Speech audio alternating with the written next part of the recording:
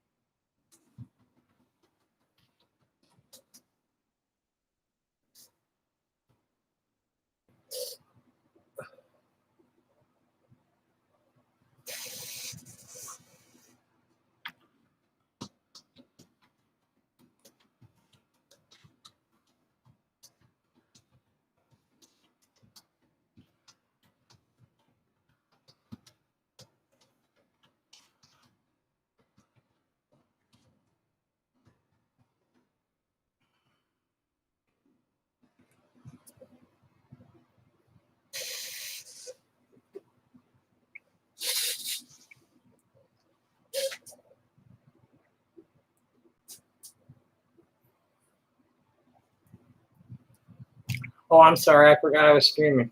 I was talking to Robert.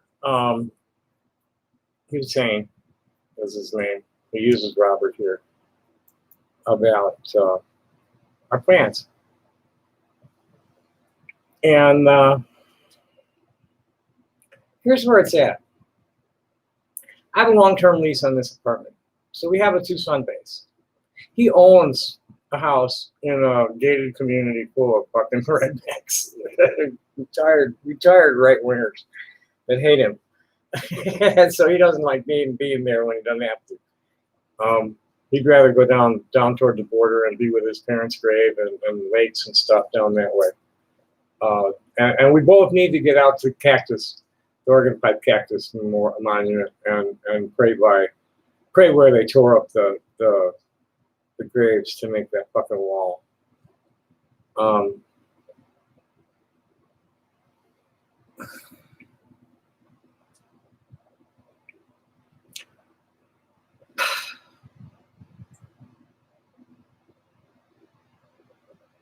Do I look angry and unhappy? Mad at the internet? I'm an old queer that suffered through a difficult life and found comfort in Tucson, and now I have happiness calling me from Sun City. And I've got all these wonderful people at Facebook that are constantly sharing interesting information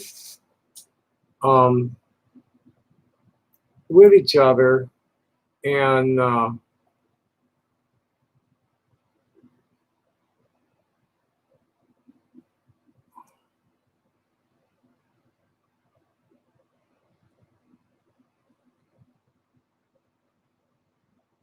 Uh, he didn't. I guess he didn't respond. Um, but one of the people in our circle responded. I spotted a guy on Christy Brink's wall who's she's South African expat living in Sedona, Arizona, and very, very, very active human rights and ecological justice activist. I mean, like really, she's a journalist that is got a lot more credibility and respect than me. That gets out there into she's right there on the ground at these actions, involved in them as an organizer and participant and stuff. And this guy was giving her a hard time on her wall. I don't remember if he's getting. He never responded.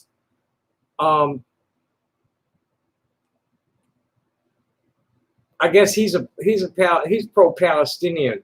That's what I'd gone and look at this guy's wall because he made a cool remark, and he's there holding a sign, or he was using it for his profile picture.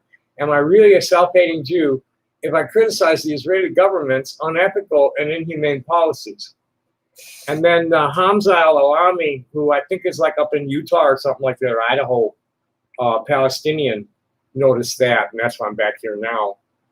See what was going on, because I haven't seen Hamza much anywhere. He doesn't post much. He's an IT guy, and I should probably just say hi to him privately tonight. This guy's a Brit, and I kind of sent him a note. I said, "Oh, that's what it was. That's what happened. Facebook thought I would know him because we had a mutual friend." So I sent him a note. For some odd reason, Facebook thought I might know you because we seem to have at least one common ancestor outside of the usual suspects. The self-hating Jews are Zionists. By opposing them and standing by the Palestinians, we are upholding mitzvahs given in Leviticus 19, if memory is serving properly. Real Jews don't treat their neighbors that way. And this guy, he don't look like my family at all. But he looks like somebody in the congregations. It's like somebody in the crowd I grew up with.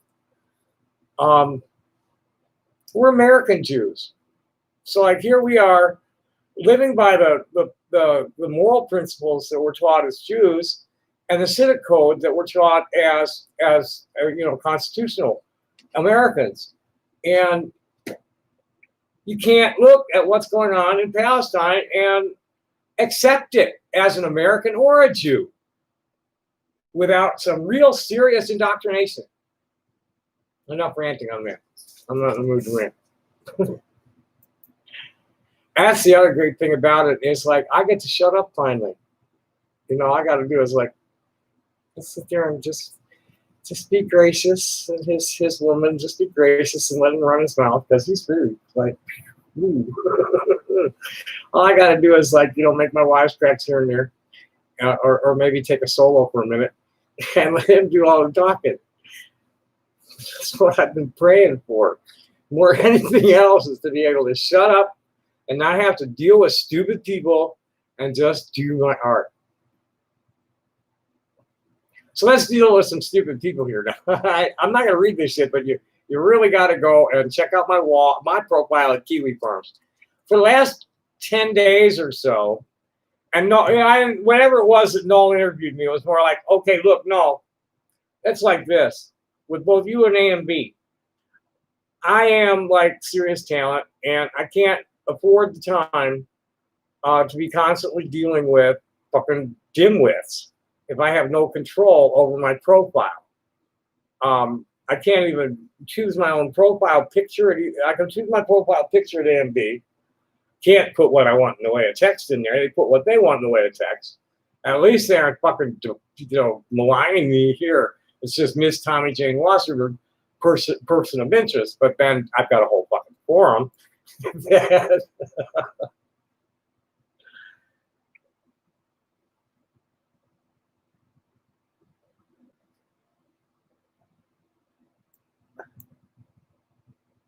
Antifa gets wrecked. Well, they don't do that.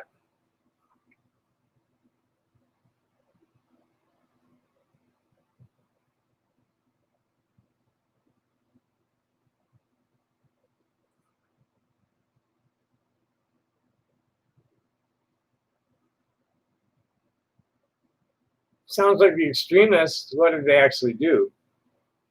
Oh boy. Something happened. When did it happen? August 9th. That was today. Oh fuck. Where was it? Fort Collins. Shit.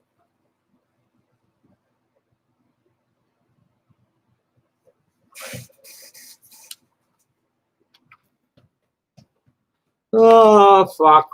I've had it. I'm going to sleep early. My man went to bed. I'm gonna go find him. I need to eat something though. All I've had today solid was an ice cream bar, a hostess Twinkie, a hostess cupcake, and some cheese crackers. Otherwise, it's been my mug, my bubble mug, or whatever's in my bubble mug tonight. Not much. I just got the cop in there now. I had oh boy.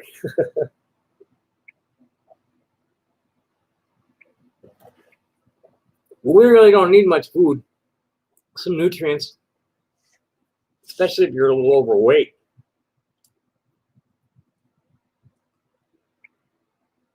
And my weight's way down. I'm really feeling good about that. I finally got under the 190 barrier. And I'm gonna keep going down because I'm not like eating much. I'm not wanting to eat much. And then I'm gonna go and like hook up with a very active man who's in rehab right now from a heart and kidney incident a couple of years ago. That's what distracted me a bit ago. We were talking about the road and how he didn't really have it for long trips, just short hops. And Southern California was kind of fucked up for him because he has enemies there. Oh yeah, that's what I was doing. I always go in when I got distracted. I was going to get one of my own memes to someone who's giving me a hard time for using old memes. So I'll just go get one of my own and stick that in his face.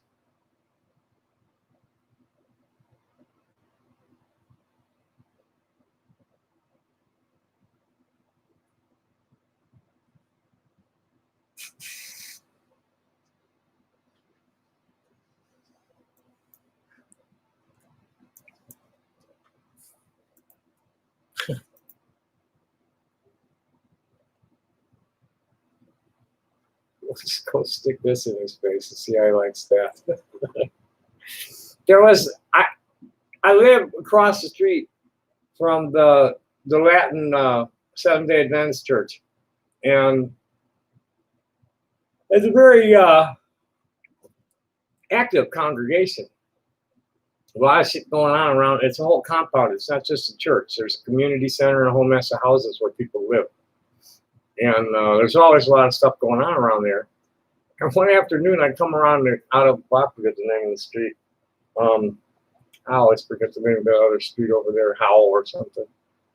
I come around the corner there, and next to it, there's a wall with iron fencing, and come around the corner, there's a big pile of poo laying in the middle of the sidewalk. And what caught my attention, nerd that I am, was that it was a very healthy looking pile of poo compared to the usual piles of poo that people leave on the sidewalk who are like not eating a healthy diet and drinking a lot and doing a lot of drugs. That shit's usually real nasty looking and smelly. And here was this like real healthy looking pile of poo that healthy people usually put in a toilet, laying there in the middle of the sidewalk. So I had to take a picture of it. And naturally I had to make memes. So the first one was no hippie knows, nobody knows shit like a hippie knows shit. And this clown, this ass clown, let me get back to this shit. Let me read some of this stuff these people have been leaving on my wall.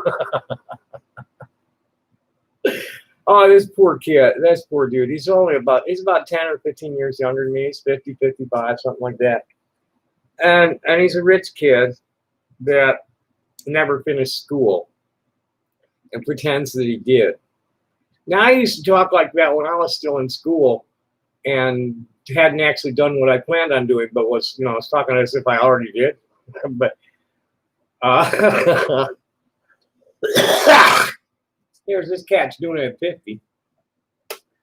And, if you look at me and you listen to what I say about being transgender, you'd understand that I'm not trying to pass myself off as a woman. I'm trying to pass myself off as a feminine person who prefers that people relate to her as if she's female or I'm female. Okay? There's a big difference. And when I rarely get into debates about this with anybody anywhere but online. And I mean, in person, they look at me, they'll say sir or something like that. And I'll say, please, no, I'm not a guy. And they'll look at me again and go, oh, okay, sorry. Okay, shit. So, yeah, I don't even hardly ever have to tell them I'm transgender unless I want to. And that's the way it should be for everybody.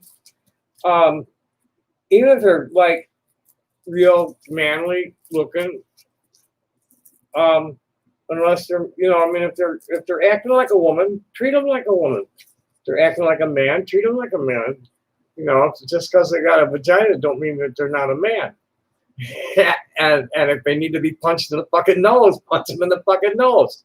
And if a woman's acting like, somebody with a vagina is acting like a man, hey, do you want to act like a man? No, you want to throw down? Let's throw down. And just because a person has a penis doesn't mean they have to fight their way out of everything.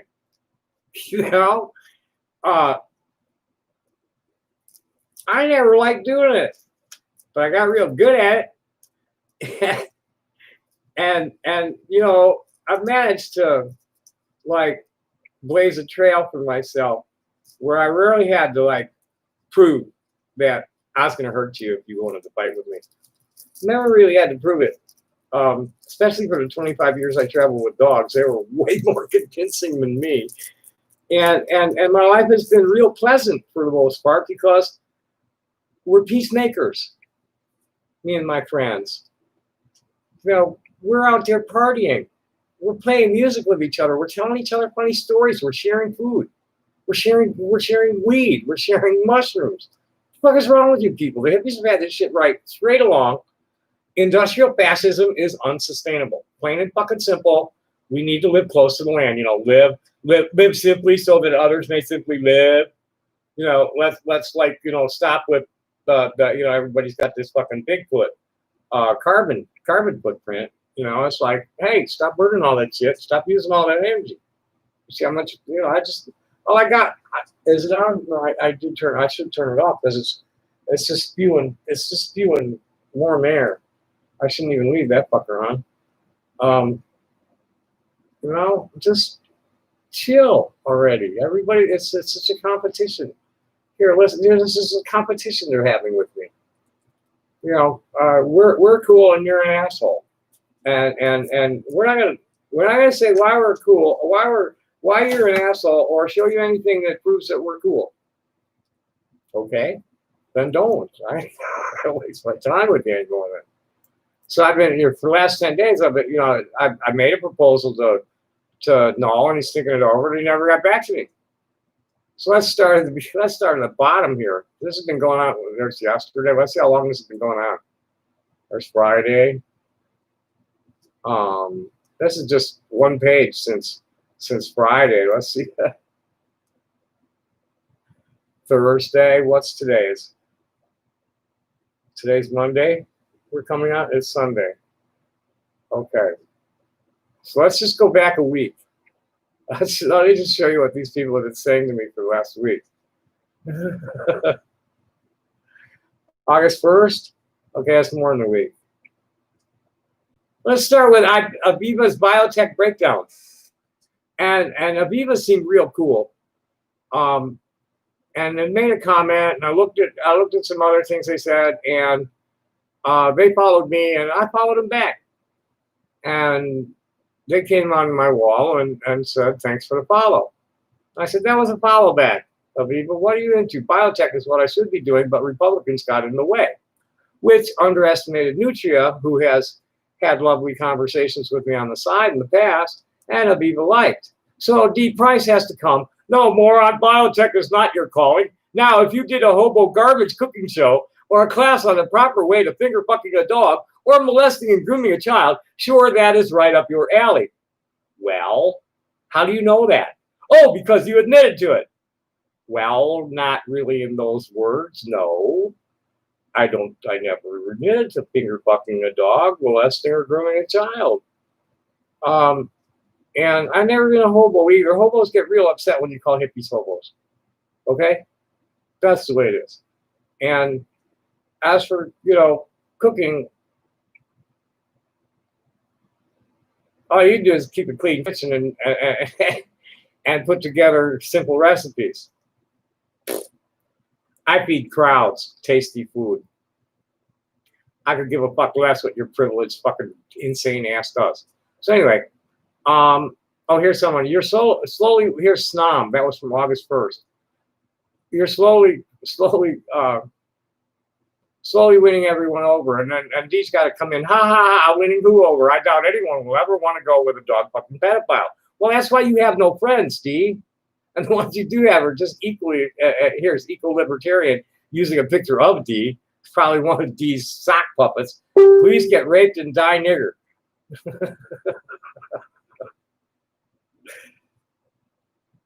So here's someone, Oban Combs. Such an interesting fellow. And I said thanks, but because of my PTSD, I prefer that people avoid using male identifiers, please. I realize that I'm not at all like any tranny these pervert fetishize, but I really appreciate it a lot when young people call me things like Auntie Tommy or Miss Jane. I like sister and girlfriend too. Silly ass dizzy bitch works real well for me if you want to insult me. Here's someone, fellow is gender neutral. And I said in some contexts it is, and some it isn't, and this one it isn't. And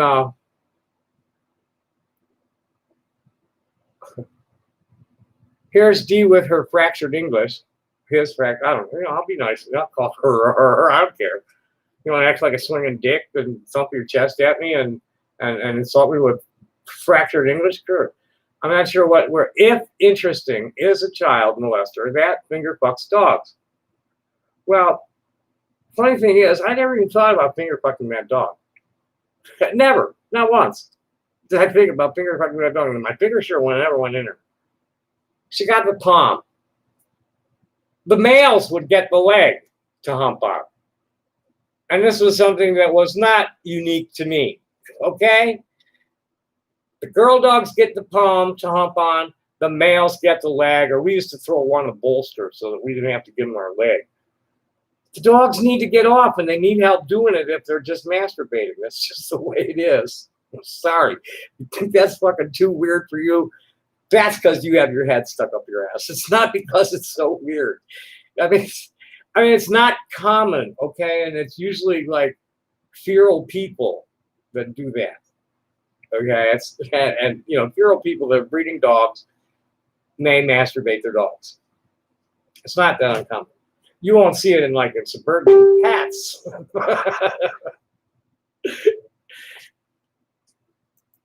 What's going on?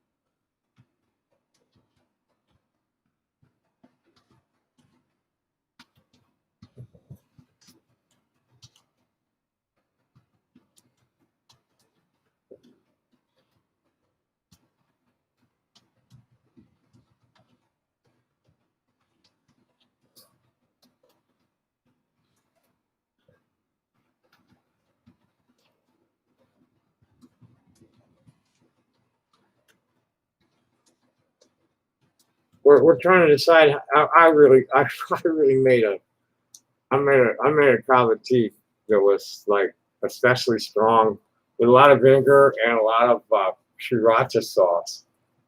And it was getting me buzzed. It was really getting me buzzed. And this is my friend coming up with what he thought was the reason, or that I forget what BJ calls himself.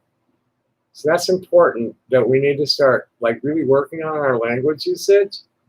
Is that if you don't know, use neutral language. If you're not sure, always use gender neutral language. We've got to get used to that. Sex and gender are not binary. They never were. And to force people into a binary state when they themselves are transgender or gender fluid causes a great amount of harm to those people. And that's not the American way. And most Americans recognize that now, which is like really silly that Trump's re-election team is trying to get him to use transgender rights as a wedge issue, which is totally insane because, boy, there can't be 20 or 30% people left in America that are homophobic that badly. I mean, you know, most everybody's homo and transphobic because that's been bred into us for generations, hundreds of years now. Even transgender and queer, you know, queers, we have the worst problem of all because we're finding, you know, that the queers are self-loathing. They hate themselves. They can't stand themselves, and then they go and project that on queers that aren't the same kind of queer as them. This is very harmful to the community.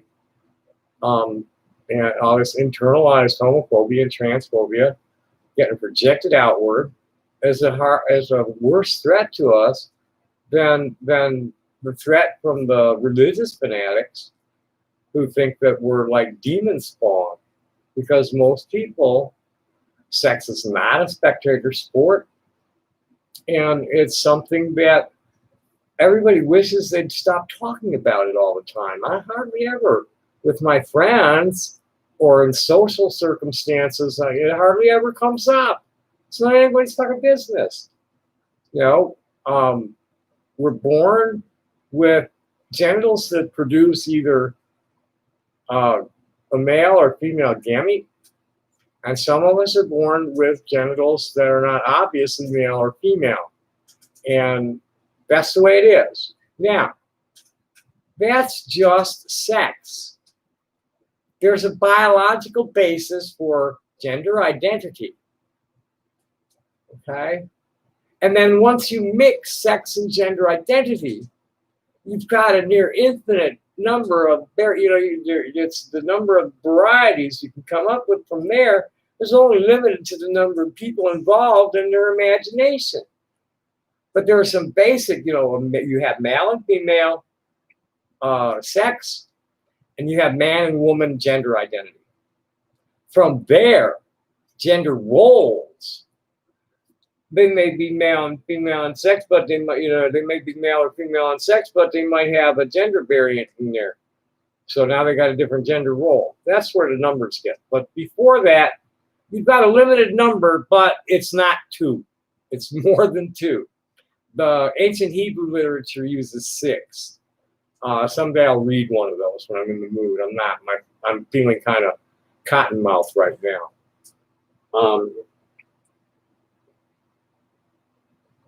The Native Americans always, you know, they dress their kids in the same clothes and socialize them together in a pool, and then the kids decide what they are and what they're going to do with it. And everybody's cool. Western style nationalist capitalism, all this shit. It's not sustainable. It's imperialism. It's nothing but imperial colonialist. That, you know, it's colonizing of people's minds with all sorts of lies. It's the big lie that you get people. That's how you train populations to, you know, go out and commit mass murder for you. And that's what they're trying to do here. Let's see if anybody sent anything worth answering or needs to be cut off. That's about right. It's still too early for me. If I go to sleep now, I'll be up by 3. I have to wait until at least 10:30. I'll catch up with them. How you doing tonight, man? Yeah, no, he's recovering from something, and I'm like in training. Already dropped at least 10 pounds, probably 15 or 20. The way I'm feeling. You hardly hear me coughing at all. So I got my upper respiratory under control.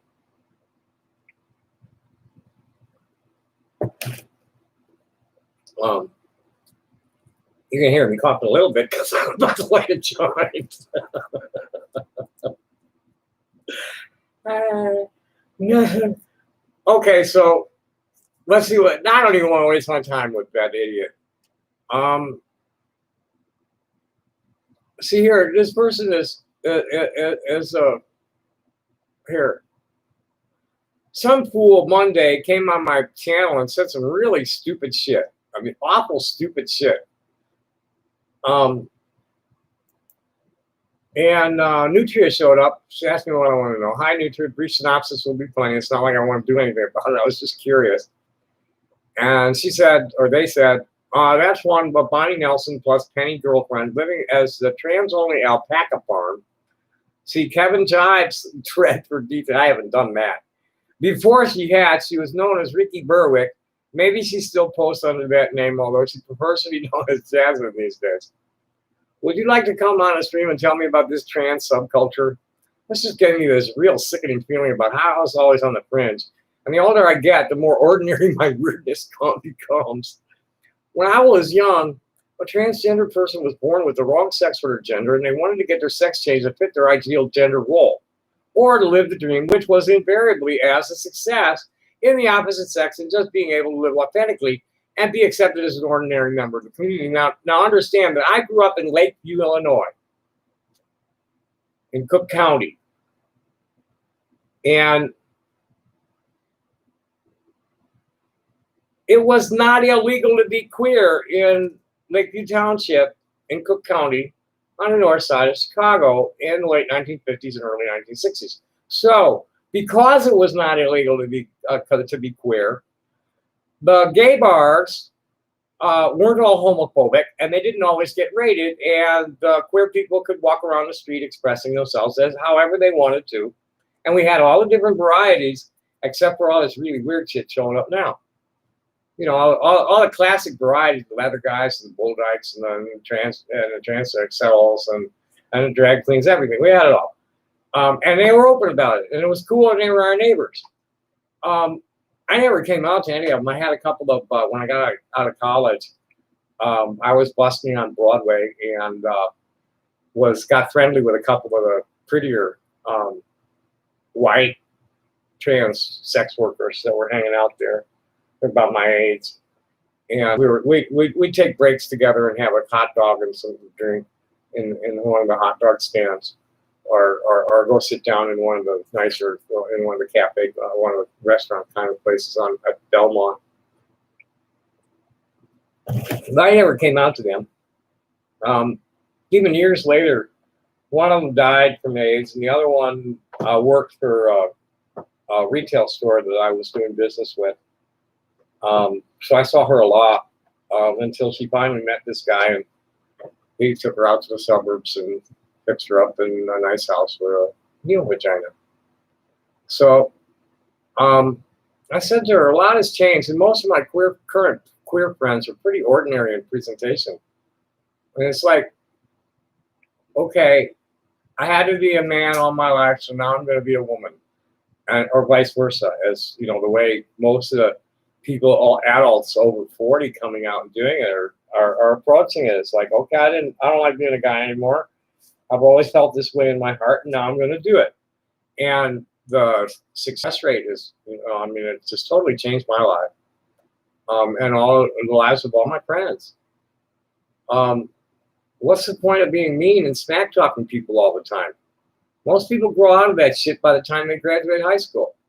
So here's D has got to deny here. D Price. Now here, I grew up in Melting Pot in Chicago. And around LGBT people, classic LGBT people. I grew up around this all my life, was on the road with it all my life, and highly respected for my opinions on these things by many people. I hardly ever get any shit except from idiots like this and genderqueers. You were never a young trans. You're a sick male child molester and finger fucked dogs. You're just going by stories, real trans. Oh shit! Here, I gotta slow down here, because you are just going by stories, real trans wrong in your echo chamber, like my story that you seem to like to try to outdo. Do get you are a moron that has no intellect. Well, do you get you calling me stupid and you can't even write English? Yeah, sure, D. Okay, well, see that's I wasn't even talking to him, and he got to come in there and just totally like try to shit on my face. That's all he's doing, is trying to shit in my face. So here comes a nomad, a fake. Sorry for the and nomad himself would never say anything like that to me. I really wasn't paying any attention that it wasn't actually nomad. I just saw the picture that he uses. Sorry for the mean, awful, accurate things I said about you. I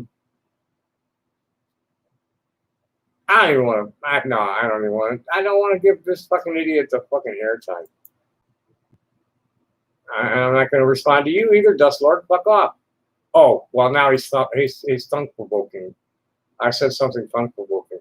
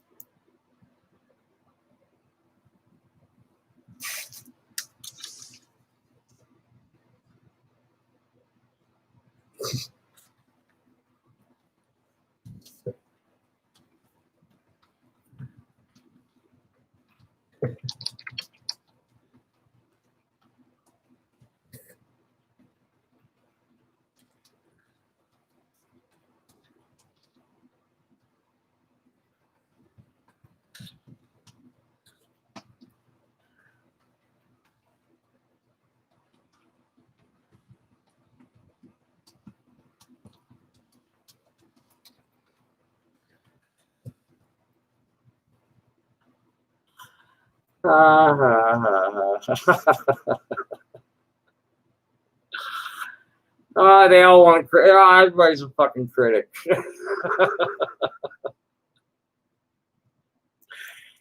Everybody's got to be a fucking critic.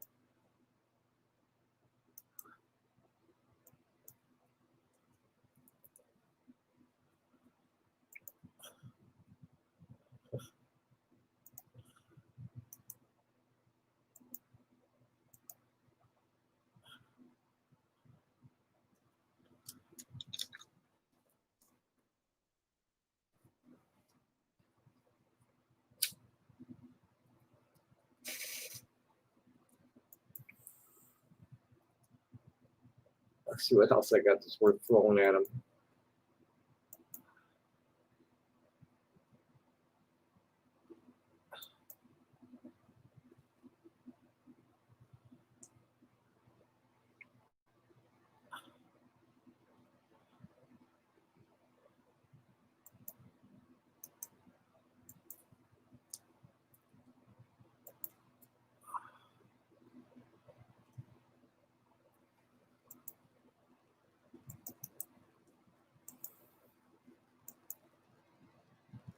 Okay, they didn't want to let me put 3 of them in there.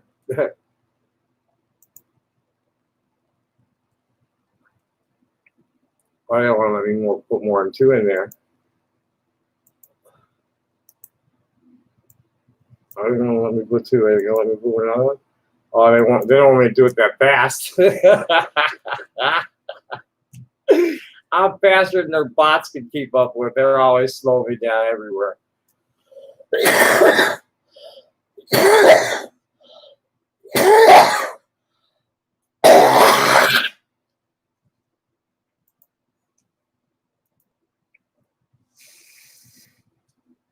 Thanks, Sarah. You're gonna love what's coming because I'm not gonna be ranting so much. You're gonna be seeing you saying, or both of us. I don't know.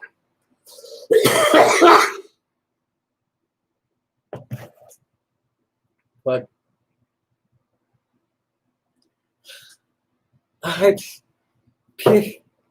guy found me. It's exactly what I needed. I'm exactly what he needed. So I can match me now. So match me now. You wouldn't believe. You think I've been through some crazy shit? Wait till you hear some of the crazy shit he's been through. During the Chicago 7 trial, he had 4 bulldykes for bodyguards because he was a witness. Ooh-wee. He had something to do with the thing at Alcatraz, too, in 1969.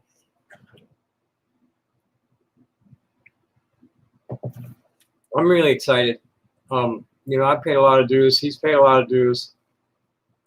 My friends have paid a lot of dues. His friends have paid a lot of dues. And we're going to be doing some really good art.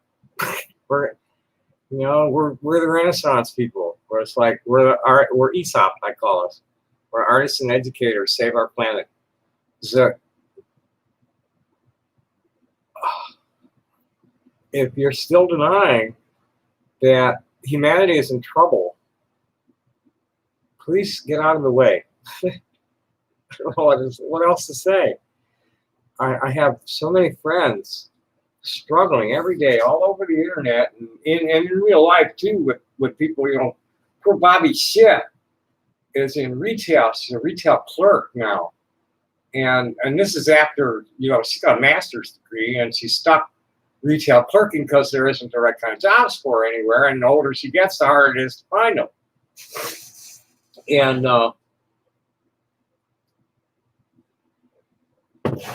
And she first of all, with COVID, it's more important that you protect your eyes than your mouth and nose from people's spray. Okay?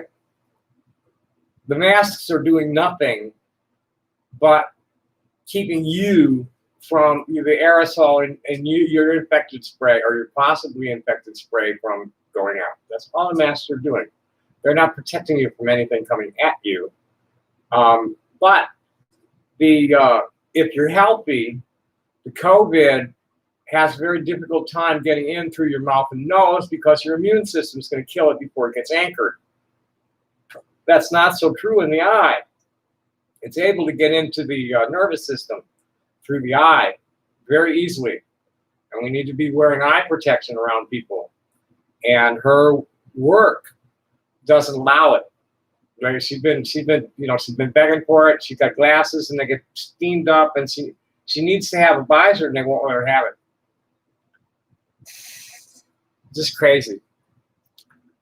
And it's getting late enough where I can go to bed soon, so I'm not going to stay long. I want to go take a look at the EMPs, see if there's anything I need to respond to there.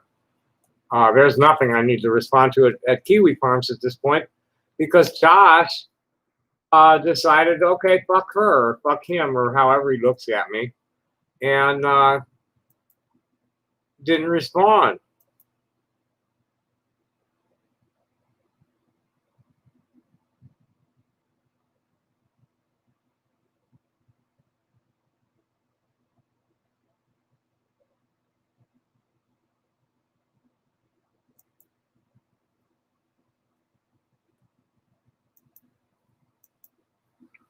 I know that's going to go well.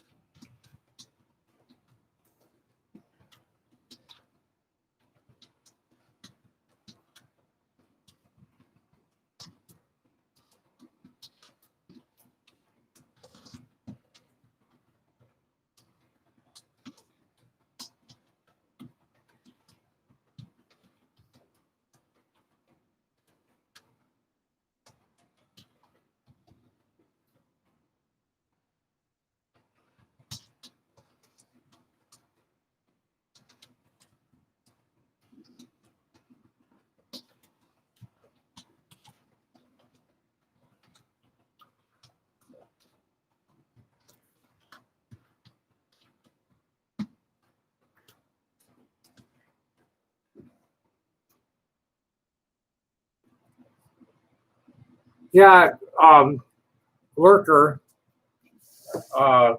there's somebody who's really giving me a seriously hard time for a while, quite a while.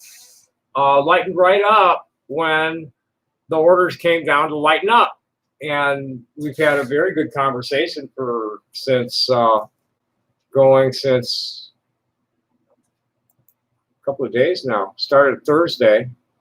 He extended the kales, the kale leaves. And he made a really good point just now that I already knew about. And this is something that people who are like tormented by trolls need to understand. They're just trying to get a rise out of you.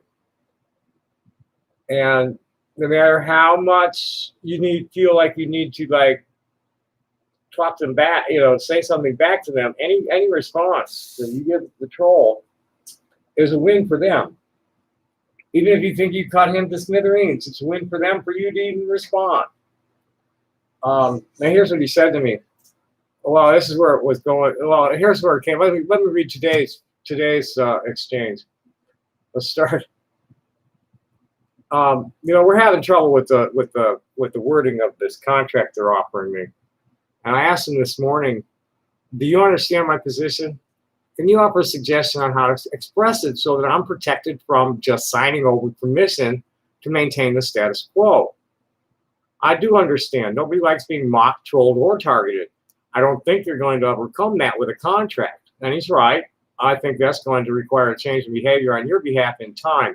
See, this is where it's like, whoa, wait a minute. Given your intention to continue seeking attention on the internet, whoa, wait a minute. This is the wrong viewpoint about me. I'm doubtful anything will change. See, and the reason it's the wrong viewpoint about me is that this goes all the way back to the origins of the internet, the public internet. Is that people like me, who are online, who have been online since the 80s, many of us, came online as professional people or students. And we had to identify ourselves somewhere before we could access the web. And as the public internet grew, so did this anonymous network of fucking sociopathic, sadomasochistic voyeurs with Schadenfreude Jones. I swear, they get their jollies pissing people off just to get that Schadenfreude rush from them screaming or crashing into a wall because of things that because they torment you. They love it when they drive somebody to suicide. I mean, that's just like, because it's called LARPing, I think. It's role-playing games. See, these people are living in a video game world, but are doing LARPing, real people whose documents or docs are public information. If they know where to find you, they'll come after you just for fun. And then to make it worse, there's no law to prevent it, and no law enforcement people to enforce it, even if there were. They don't know how to deal with the internet. Nobody knows how to deal with crime on the internet. It's fucking rampant. And it's not just this trolling. Unbelievable amounts of damage being done by those 419 letters and the lottery. Oh, you won the lottery. The fuck I did, and you want money before you'll send me the money you said you're going to give me. That's why it's called advanced fee fraud. And it's a real common fraud, and it costs real old people on fixed incomes that are stupid lots of money. And the individual losses are too small for the FBI to even pay attention. Go ahead and call the FBI. Tell them you got a crime tip in the first line. The options, most important option to them, just get you off the line real quick is if you're calling about email or hacking or impersonation or anything like that, the first option. Because there's so many of it. There's so much of it, and there's nothing they can fucking do about it.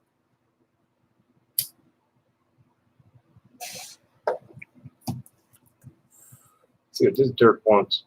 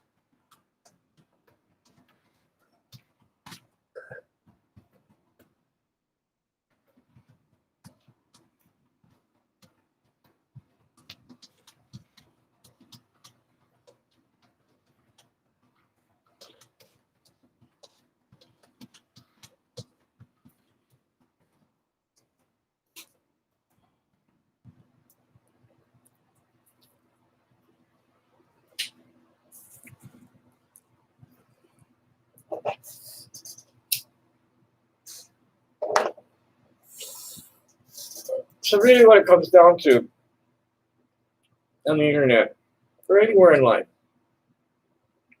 what you put out's going to come back. Stand there and fight with idiots, you're going to always be fighting idiots. I learned that 10 years ago. I mean, I'll take them on for short periods because I have to, because they're like in my face in other places or something. But I'm not going to do that every day, all day. Oh, jeez.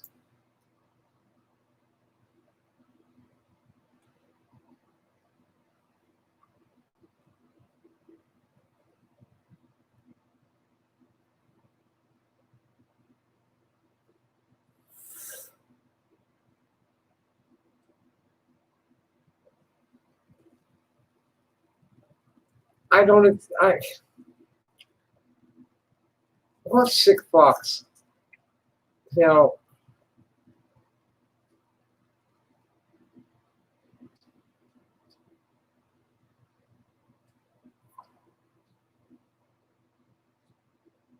what a bunch of sick fucks.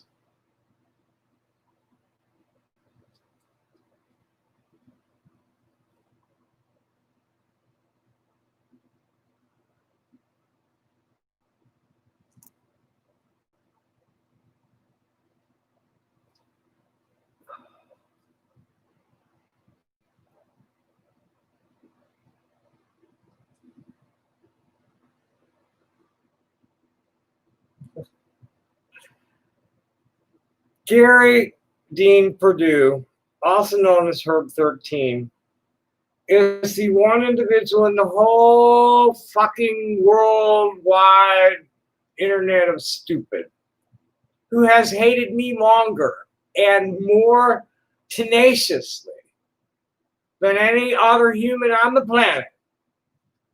Gary Dean Perdue. He has hated me so tenaciously that the judge decided to give me a restraining order on him that they were never able to enforce because he is so tenaciously mean and stupid and cowardly that it's very difficult to find him. But I know where to, and I know who can kind of pry him out of this little hole in custody of somebody.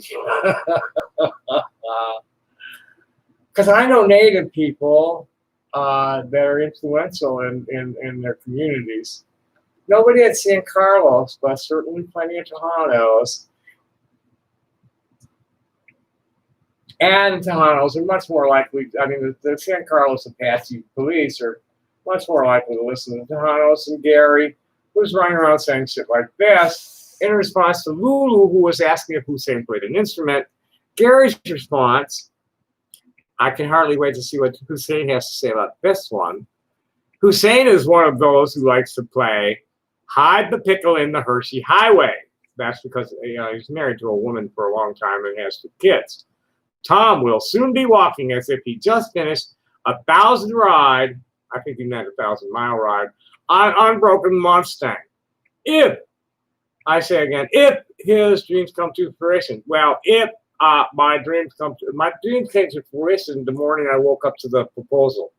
Okay, this is just a manifestation of, of that moment. That's when the future started meeting the past. Was when he made his proposal.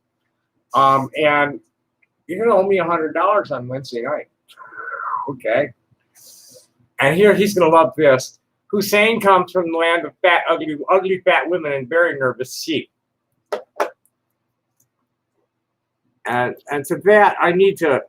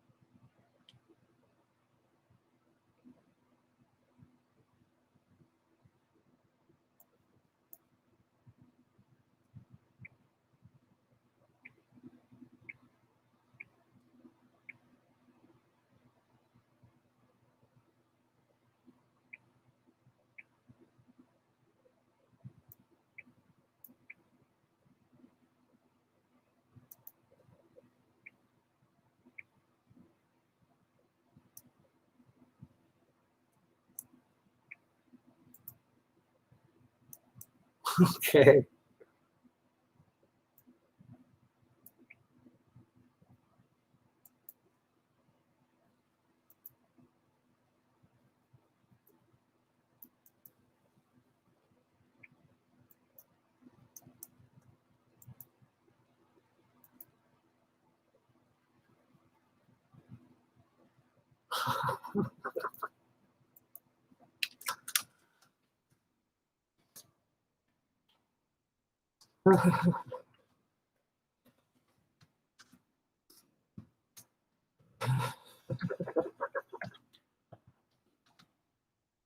I found a picture of 5 really good-looking Kurdish women, and I'm like, gosh, these Kurdish women don't look fat or ugly.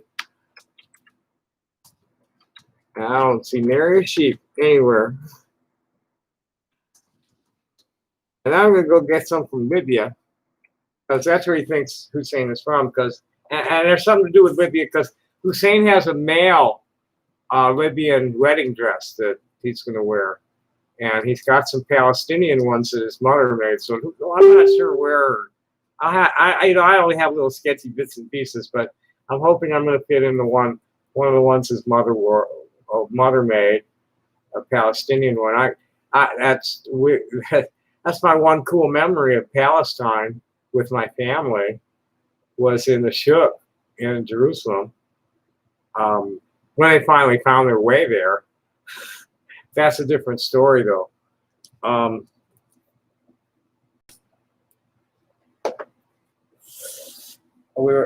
met them in the ship. I had gone to pray at the wall first, and that's, like I said, it's a totally whole different story. We were at a Palestinian clothing place, and my mom loved this cross-stitch dress, and and this is like $1977, right? And it's a simple linen dress, and the stitching takes them several hours, but not that many. You know, if it's 2 days worth of work, I'd be surprised. And so that's 16 hours at a couple of dollars an hour, maybe. You never know, right? But the guy's coming out asking $140 for it. And I said, Dad, no, 25. So my father offered him $25, which, you know, he's getting all indignant about that. And I don't really, you know, Dad kept working him down, and did the whole routine, you know, where he didn't get down low enough. I think we was down to $40, and we walked off, and guy come running after us, drag us back. Okay, well, I'll give it to you for 25. So that was like, you know, one of my best memories of our trip to Palestine. I only got to go on a few of the big trips before they cut me off. Because, when Dad got to be nice and really living fat because he was with a company that wasn't his responsibility, and all he had to do was like represent the talent, and they had some top-notch talent at the time, and he's living fat, and he squandered millions, and I'm like, on himself and the rest of the family, and I got buckets. And now he's got the will erased, so that any swore he's going to do it all his life. He says, I'm going to live fast with my wife and die and spend everything before I die. I'm not going to leave anything. And he sure came close. And I told them, I just sent them a thing tonight. It's like, look, he's going to need to pay me off, but there's going to be he denied me $50,000 in 1975 and has never. He cut me off. He actually cut me off in 1971. I was only about 15. But by 1975, it was like, okay, you're done. He paid for my college after that. He made sure I got through college, but that was the last significant money I got from him until he put the down payment on a house, and then he pulled that out from underneath me 10 years later. And I lost everything I had in it, which was almost 3 times what he did. And the way he had it arranged, I never got any credit for the credit. I never got anything on my credit. He got all his tax credit, and then he took the gift back. Yeah. Or if he was claiming gift, I don't know what he was doing, because it's just total flim flam between him and Alan Meyer for years over their finances. Both of them up at Alan's books are hilarious too. He had 3 kids that he was dumping shit on. He finally died right last summer.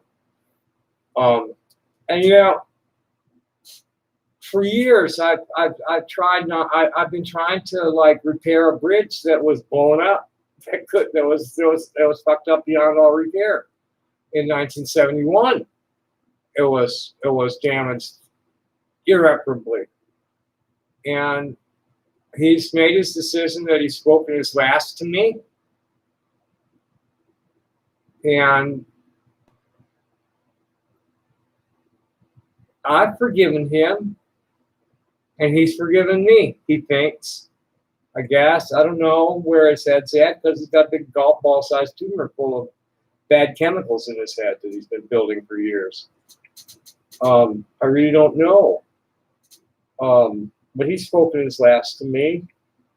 And I know that my ancestors are, the ones that I've known, my aunt and my grandmothers, and my maternal grandparents have been quiet, but about everything. I feel my Grandma Bell when I'm playing the keyboard sometimes, and Grandpa Irwin is always there. Just that's my grandfather image. Alan Wasserberg was a ne'er-do-well, philanderer, died young, but I loved him. He was good to me. But my grandmother is the one that speaks to me from his side. And it's the power of the master comes through loud and clear through the corrupted genes of the Wasserberg man. It's totally loud and clear. I never wanted to be anything like my father or his brothers or the men on the other side of the family. They were assholes. They were mean, stupid, smelly, obnoxious, know-it-all. What else? I don't know. Everything you don't want to see in a man, I was seeing all around me in my family. And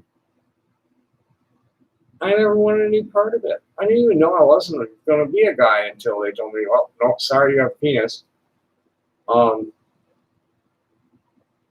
But I survived it, and I kept myself intact. I never let them tell me what I was, because I knew what I was. I just did the best I could to play the game the way they wanted to, in spite of it. And I think I want to leave it right there. Nobody's saying anything. I don't feel like rambling anymore. Oh, I guess. Hi, good old days. Thank you. I need a new one. It's a wonderful hat. I know the people that I bought it from. They're Tibetan. Well, she's an American and he's Tibetan, and they come with all the nice Himalayan crystals and Hawaiian hemp apparel. And this wonderful hat, it was like $15. The problem with it, the reason it's not working for me anymore, is that see the wire in there? It had a wire, and that just started breaking. And so it's all broken all the way around, and the rim's all wrong now. And it's just kind of, and it's hard to keep clean. I'm in white clothes, don't I'm not a woman. I'm sorry. I'm not the kind of woman you think I should be. Or the kind of woman my friends think I should be. And I'm very grateful for that. I really am. I'm so happy to finally be myself and not have to, I don't know how to put it. I mean, as a man, my eyes and my smile and my eyes with a beard around it, everybody thought I looked like Charlie Manson. and my laugh was just like, wow, that's creepy. And now that people see me as female, my laugh is silly. And my eyes are warm and loving. And I'm sorry I don't got no teeth. But people can see that I'm not like a crazed serial killer or crazed organizer of serial killers. And I've hardly had any, that I have my thing tuned so that different kinds of notifications make different kinds of sounds. I don't put them all the same.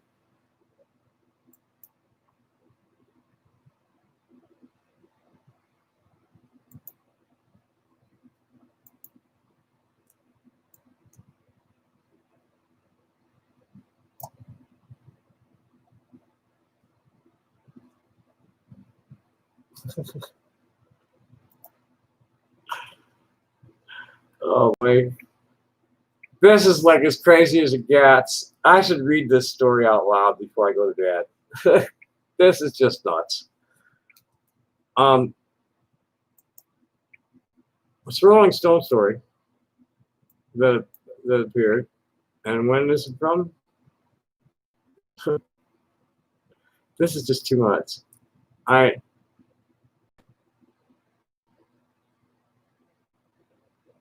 This was for August 9th. That's today it came out. White House asked if Trump could be at Rushmore. Do you know it's my dream to have my face on Mount Rushmore? The president said to South Dakota Governor Kristi Noem. Oh, this is old news. That was from last year. Boy, it's got people upset today. This was from.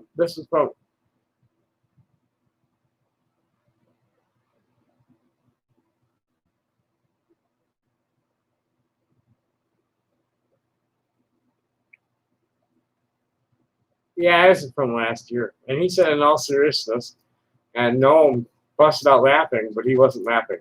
So I guess she stopped quick. And worth reading, but boy, it's got everybody all upset.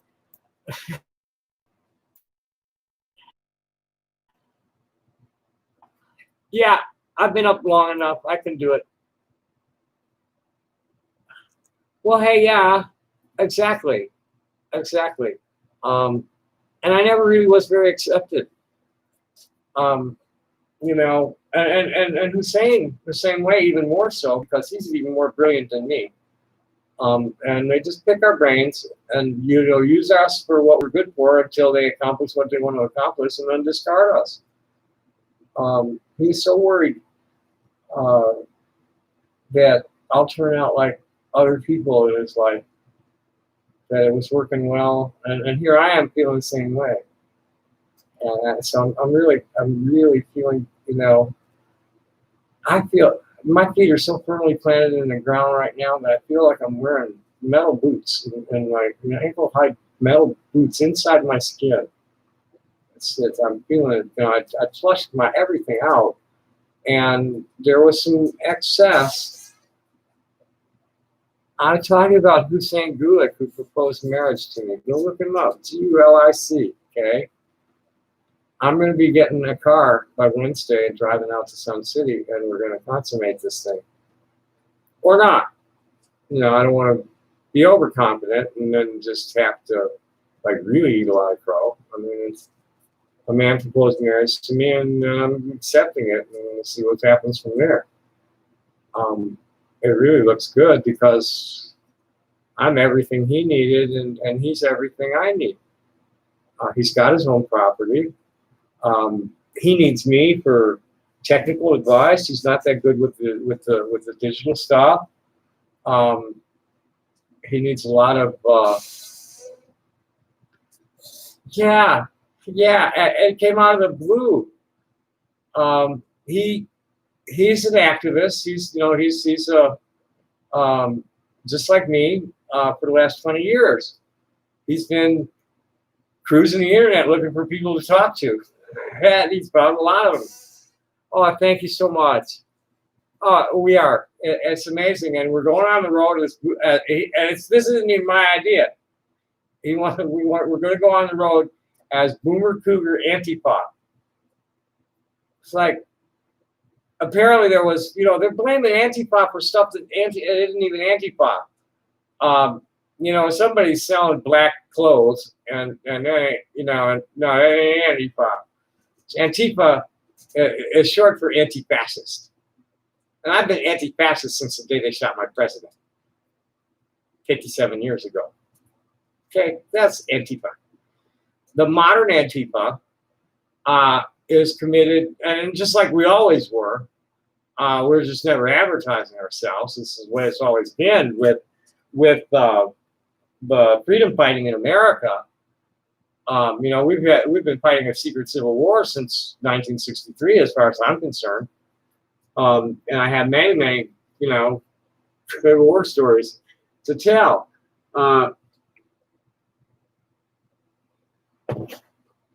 And Antifa, we're the non-aligned. We've always been there. We're the ones that are there, kind of on the fringe, when somebody like SDS or Students Against War and Fascism or some horse shit like that. This is where it was a fellow named Howard Crater and Buzz Alpert and Alex Jacobson in Chicago. Their concept, they were the first, as far as I know, because from what I've been told, Curtis Sliwa modeled his thing after them. And they preceded the Black Panthers a little bit in Chicago. They were patrolling the neighborhoods in Chicago by like 1968, 9, about the same time as Panthers started. Everybody was starting up about this. So about 1966, I was I was a rich kid, and the rich boys had access to the Standard Club on the weekends, which was where our rich parents or grandparents hung out. It was one of these downtown gentlemen's clubs with, gymnasium and sauna, all the happy shit, and restaurant and stuff. And on Saturday mornings was a gym class for the boys, but Saturday mornings has also been historic demonstration day because everybody's off work and we can get a lot of people out there. So there were a lot of people for an anti-war march, and I'm coming out of the gym to go home. I forget how I was going home. I was taking one of the shared road buses. There were 3-4 of them that I'd catch on State Street to go home, but there was a march down State Street.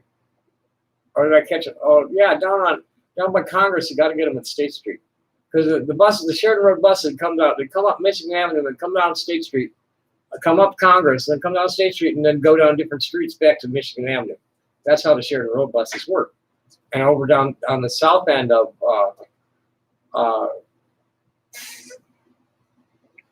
no, it isn't. There's nothing. That Antifa.com was busted as Identity Europas by Twitter, and then it's still up. And I can't get through. I tried to get to the FBI about it, asked them why it didn't come down. They just laughed at me and hung up.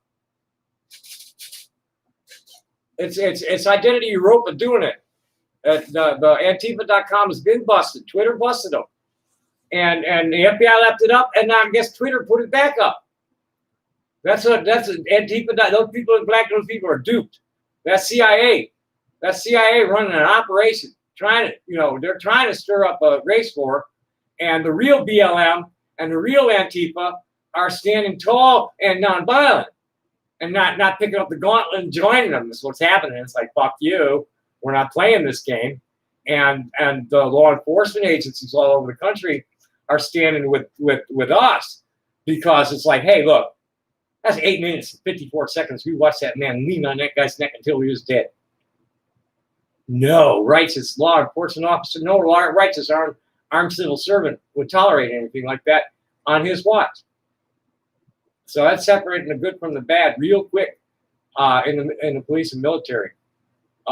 There's been lots of local police organizations just taking a knee. The march comes down the street, they'll take the fucking knee, facing them, and pray for 9 minutes with them.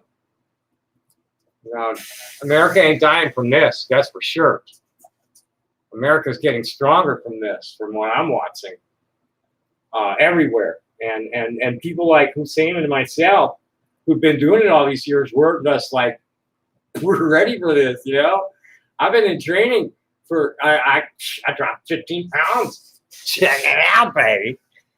I dropped like 15 pounds.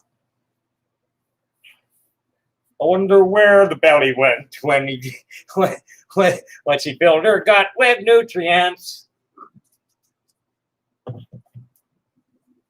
Life is what you make it. And, I'm not going to let these people tell me what I am, because nobody's ever been able to tell me what I am. Excuse me. I walk in my door, and there was a woman in my bed with my old lady. I really didn't stop to think that, 40 years later, somebody's going to be on my case because she wasn't quite 18 yet. She wasn't quite even 16 yet. She was definitely over 13. She was over 13 when I met her, and she was over 14 when I met her. She was living with a man. She'd been, she's a latchkey kid from Westwood in the 80s. Gen X latchkey kid. Grew up, slept with whoever she wanted to, decided what she was going to do in bed with them from the time she was 9. And to the best of my knowledge, she was never raped. She was that powerful a female that she had her way with men from the time she was 9. No problem. Because they wanted her that badly for their entire lives that they were willing to wait and respect her. I didn't rape her. She wasn't harmed. She grew up. She was already grown up. She went to college. She went back to her parents for a little while. Went to University of California, Santa Barbara, or Santa Cruz, I forget which. Graduated, married a guy, had 2 kids, and she's living a happy way ever after somewhere. And I'm just waiting for somebody to actually get through to her. I'm not going to approach her at this point. That would be wrong. But she's not going to confirm any of this shit that people are saying. So, okay. And I talked about the dog thing earlier. I don't have to talk about it all the time. I don't have to talk about it unless I shouldn't talk about it unless they bring it up. And then I should really ignore it if they bring it up, which I do a lot most of the time. I mean, unless somebody asks, well, yeah, check out my group at Facebook. We're Gonzos Against Propaganda and Disinformation. Oh, good, Chris is joining Timmy Time. I don't know how many. Timmy Time is confirmed dead. Have I met this guy's family? He has none. His parents. Oh, and Giselle, if I recall, you're a pain in the ass.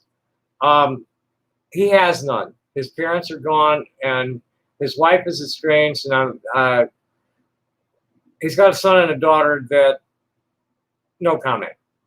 Okay, he's been alone for a long, long time with living family because he and his old lady don't get along. That's where it is. Nice house. I'm going to be his family. His ex is a pain in the ass that he had to. Well, I don't recall. You might be. I don't recall our last. I just recall getting jammed by people with blank. I don't trust people with blank avatars too well, you know. So I don't, you know, I just automatically assume I'm getting trolled when I see a blank avatar. So I'm sorry if you were nice. I apologize. It's mainly the blank avatar and the pushy question. That's cool. That's cool. I'm sorry. You know, it was the avatar rather than what you said. I don't recall what, you know, I don't recall it, especially since you haven't been around. That's cool. And I'm in a really good mood. I'm I got bullied for being what I'm being adored for these last few years. On my life. I mean, well, at least when I was a little kid, I didn't get bullied for being queer because I wasn't allowed to be queer. Oh, that's too bad. Where are you at?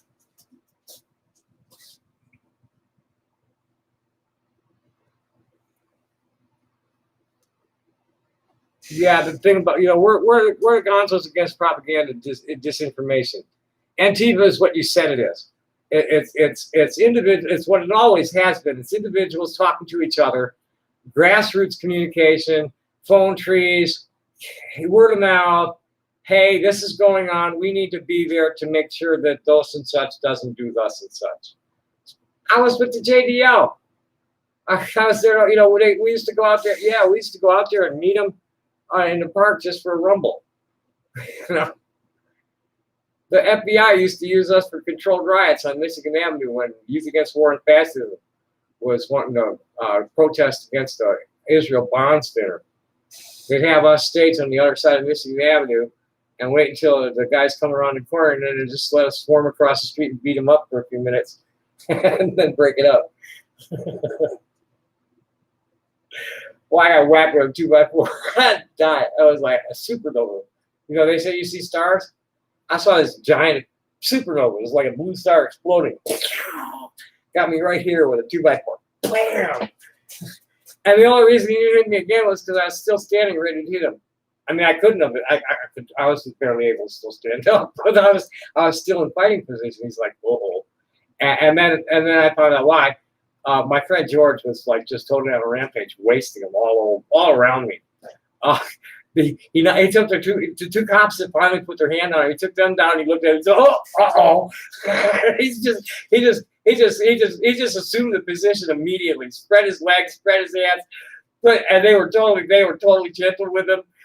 He told him his name was Arthur Spumoni, and they booked him in that way and let him right out, and never even put him in cuffs. Well, they probably put him in cuffs, but he was just totally submissive. It's like, okay, sorry, I didn't mean to do that. But like the leader of the good, yeah, I was real lucky. I mean, I smashed my whole face. The surgeon, you see how my jaw is here and around my eye? The surgeon was amazed that he didn't have to. There was zero internal bleeding. I got a really thick skull, apparently, because there was. Oh shit, we got an idiot. Watch out, autist. Are you still here, man? Watch out for these assholes. They're just jumping in all the time.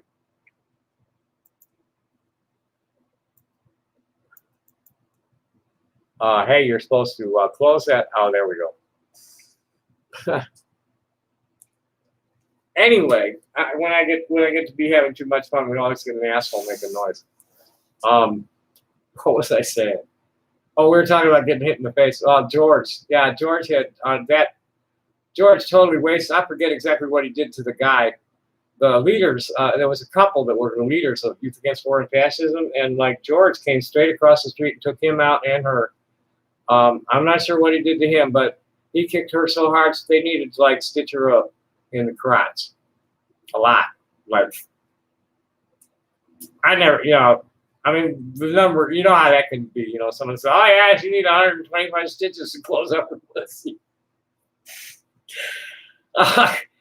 But anyway, that was my last. That was pretty much it for the original JDL anyway. That was when we were realizing, it was like, hey, wait a minute. We're not here to fight Israel's enemies. We're here to protect our community. And we broke off. A lot of us broke off right there. I forget how long it was before Buzz and Alex finally said "fuck you" and walked off from them too. But that was my last.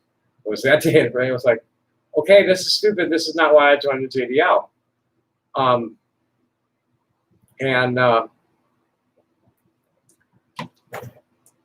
I moved on because I've always been a solo flyer anyway. I'm not much of a joiner. JDL is the only thing I really joined. Yeah, I think I had a membership.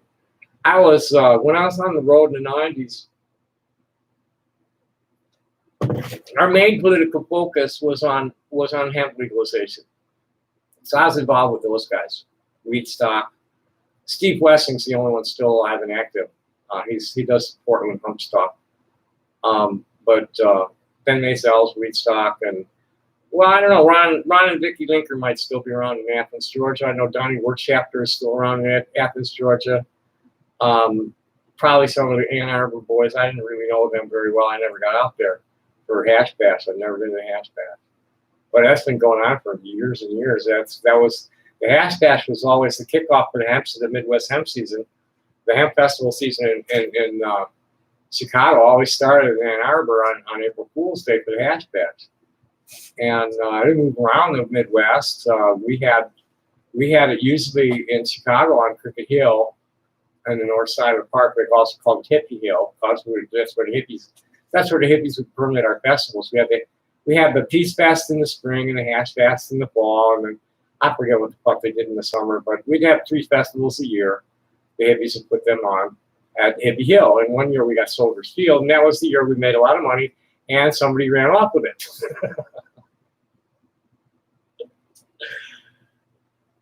And my experience during those years was a lot different than Hussein, because I was still too young during the really crazy years. From 1965 to 1975, I was still in school. And by the time I got out in 1978, all major shit, all these people had gone home for the most part. The war ended, and so that took out a lot of wind out of most of the sales of the really like the Weekend Warriors, leaving very few of the hardcore people like Jenny Kastner and Hussein focused on it. There was all that Central American stuff that the CIA was causing, that's still causing. That's why all these people are detained now. It's the same shit. And if you look at the history books, it's been going on for a long, long time. It's one of the places, one of the areas that Smedley Butler was talking about in War is a Racket. That's down in there with the United Fruit Company and shit. There's been Guatemala and stuff. That's been Costa Rica and Panama. It's all been going on since the 100 days. That's been going on since the Spanish-American War, at least. And now we're feeling the brunt of, these people, especially the LGBT people, the transgender people down there. That's one of the worst places for us.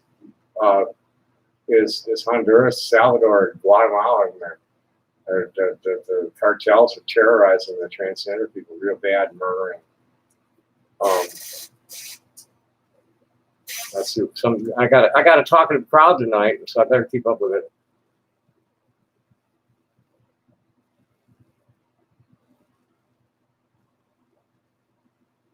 Well, the Weekend Warriors, that's what it's always been. I'm going to get back to the story I never finished. So I'm coming around the corner, and here comes with somebody who's around that I know for a while, and nobody. Gotta get rid of this asshole. I'm coming around the corner and onto the street, and here comes this big march around the corner. And it all goes by, and it's all going pretty smooth. And the end of the march come around the corner of Congress onto State Street, followed by a platoon-sized squad of cops. And for no obvious reason, I wasn't warden across the street from it when it broke out. I was standing on the west corner, and it broke out on the east corner, Congress and State. And I swear to God, I saw nothing but cops open up on these people's heads with their fucking sticks. I didn't see the people do anything to deserve it, but I mean, they weren't even looking at the cops, most of them. I couldn't have been doing any more than calling them dirty pigs. And they just came down on the back end of that crowd. And then the next day in the newspaper lied, claiming that these people were throwing bags of shit with ground glass in it at the cops. I didn't see anything like that anywhere. I watched that whole column come around the corner. I mean, it was a big one. I really come around the corner. It was most of it was already down the street already. It was a really big one. I mean, in the old days, they would fill up State Street real easy with demonstrators. Make clog that fucking street right up. And there was a few skirmishes in that. I was there the night that Sly Stone decided he wasn't going to show. Right next to the stage, which was saved my life probably, or at least kept me from getting trampled. I'm picture the bandshell, right? You're standing in front of the bandshell. Well, I was off to the west end of the bandshell, and here's a big crowd all in front of the bandshell, and I'm off on the edge of that big crowd on the west side of it.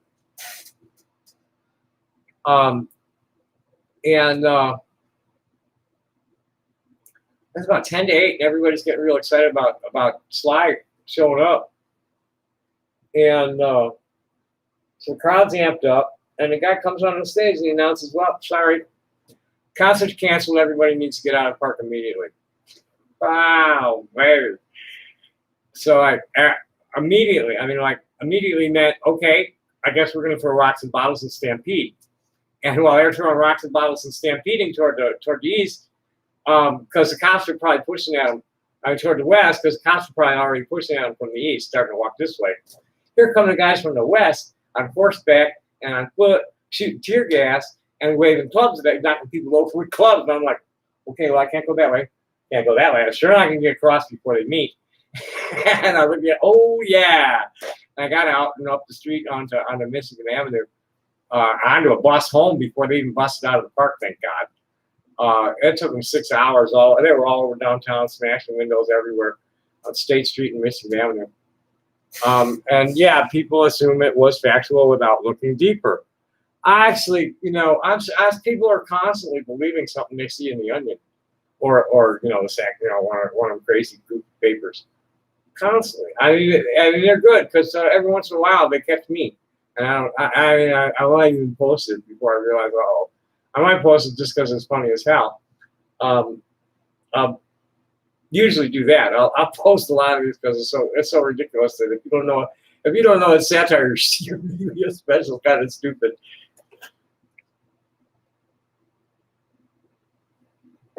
But we're hippies. We never took anybody seriously. It's like, you gotta be kidding me. It's like, what are you trying to make me believe anyway? That's the way hippies have always been.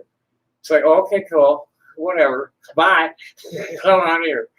And that's what it is. I don't judge anybody by whether or not I feel comfortable. That's the first thing I'm looking for. Is, okay, what are you talking about? What do you smell like? That's I don't care. Anything else, everything else is secondary. It's like, do I feel comfortable? Yes or no? Because I've been fucked over by so many different kinds of people. Always. Oh my God. And Hussein too.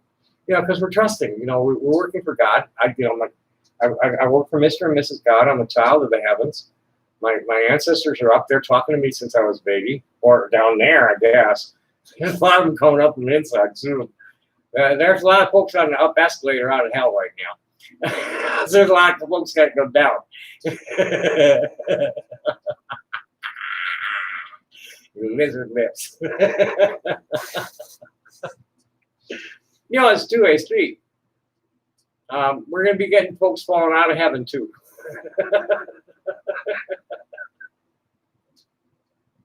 This is limbo. Yeah, I think it was George Carlin's bit. This okay, we've been in limbo. Let me see if I can find it. That's funny as shit. And this one you don't usually hear because it wasn't at all political. It's more against the church.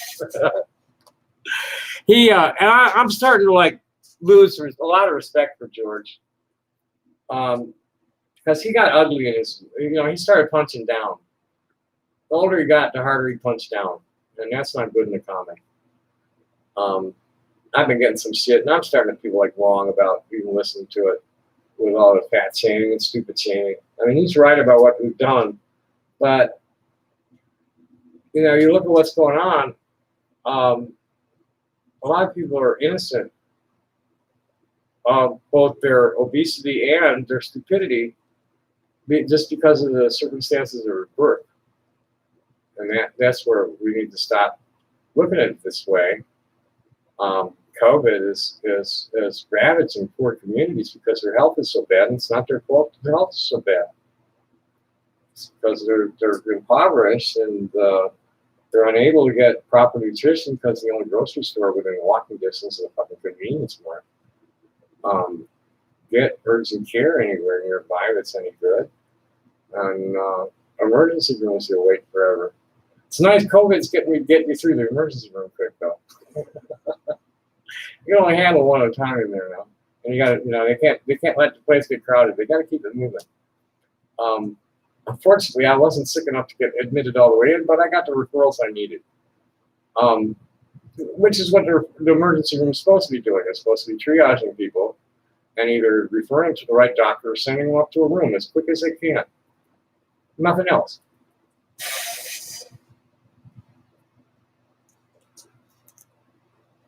Well, the hippie culture, the true hippie culture was never co-opted. You can't buy us. You know, you can, and that's been the success of real things when we go do shows. You can't buy us. You can't sell us to squares and have them put on tie-dyes and actually put on a believable hippie act. You can't do it. And you know, first generation hippies. I got friends that great grandkids got hippies growing up. The original hippie was, you know, it's a highly intelligent person pursuing infinite enlightenment. And the modern hippie, the fake hippie, they're hipsters, they're not hippies. They're hopelessly infantile pubes, parasitizing for individual edification, prancing around. Yeah, that's right, parading for individual edification. The hippie's old-fashioned. We're native. I'm an indigenous person. I'm not industrialized. That's the difference between the hippies of today and the hippies of my generation. Is that we rejected the entire industrial civilization as being unsustainable and wrong. It's unjust. You've got 1,000,000% of the population claiming to hold title over everything. What kind of stupidity is that? And the hippies just said, okay, fuck that. And we've been building our own self-sustaining, intentional communities all over the world, usually in closely with the indigenous people everywhere we go. America's especially fucked up because the North American Council got corrupted in 1985 by Stephen Principle. And yeah, I'm calling you out in name, Stephen. Because and Barry Clunker, man, you're a fucking false prophet. And don't get me going about people like Magi or acid gurus. Because I don't want to badmouth people. I'd rather talk about the righteous people in my life than what the badmouth, this is the natives or the Jews is about. It's called Lashon Hara. You know, and then it's a karma thing. You know, if you speak bad, somebody else is going to speak bad about you. So if you speak well and nice, so other people are going to say good things about you. Yeah, that is correct. Punching down is just lazy. It's rarely all that funny in the first place. The poor are aware of their situation. It's the rich that are prone to hypocrisy about their lot in life. And Carlin was a successful comic. And I feel like his later years, he was punching down too hard because, like you say, it's too easy. It's easy. It's not that funny. And it's easy to tear up, like in that bit. Where the one that pissed everybody off the most is the full shtick that they usually clip out the 10 minutes. It's about a 10, 12-minute sketch where he's going off about turning America into mall. And they always clip out the 3 minutes about it's a big club and you're not in it because he's not fat shaming people so bad. And when you listen to the whole thing, it's like, Well, wait a minute, Holmes. It's not their fault. It's the rich people made them stupid. And here you are, instead of going off on the rich people, you're shaming the people that are being abused by them. And that just wrong attitude for righteous humorists.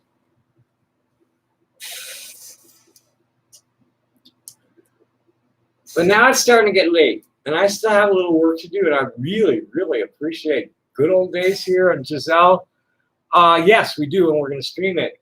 Unfortunately, I'm not sure how we're going to do it. You know, we might just take vows alone. The one Native American. There's another Native American I can give a holler to if I can find. I'll have to ask Joseph Black Coyote. There's another brother that might be able to come out there and do it.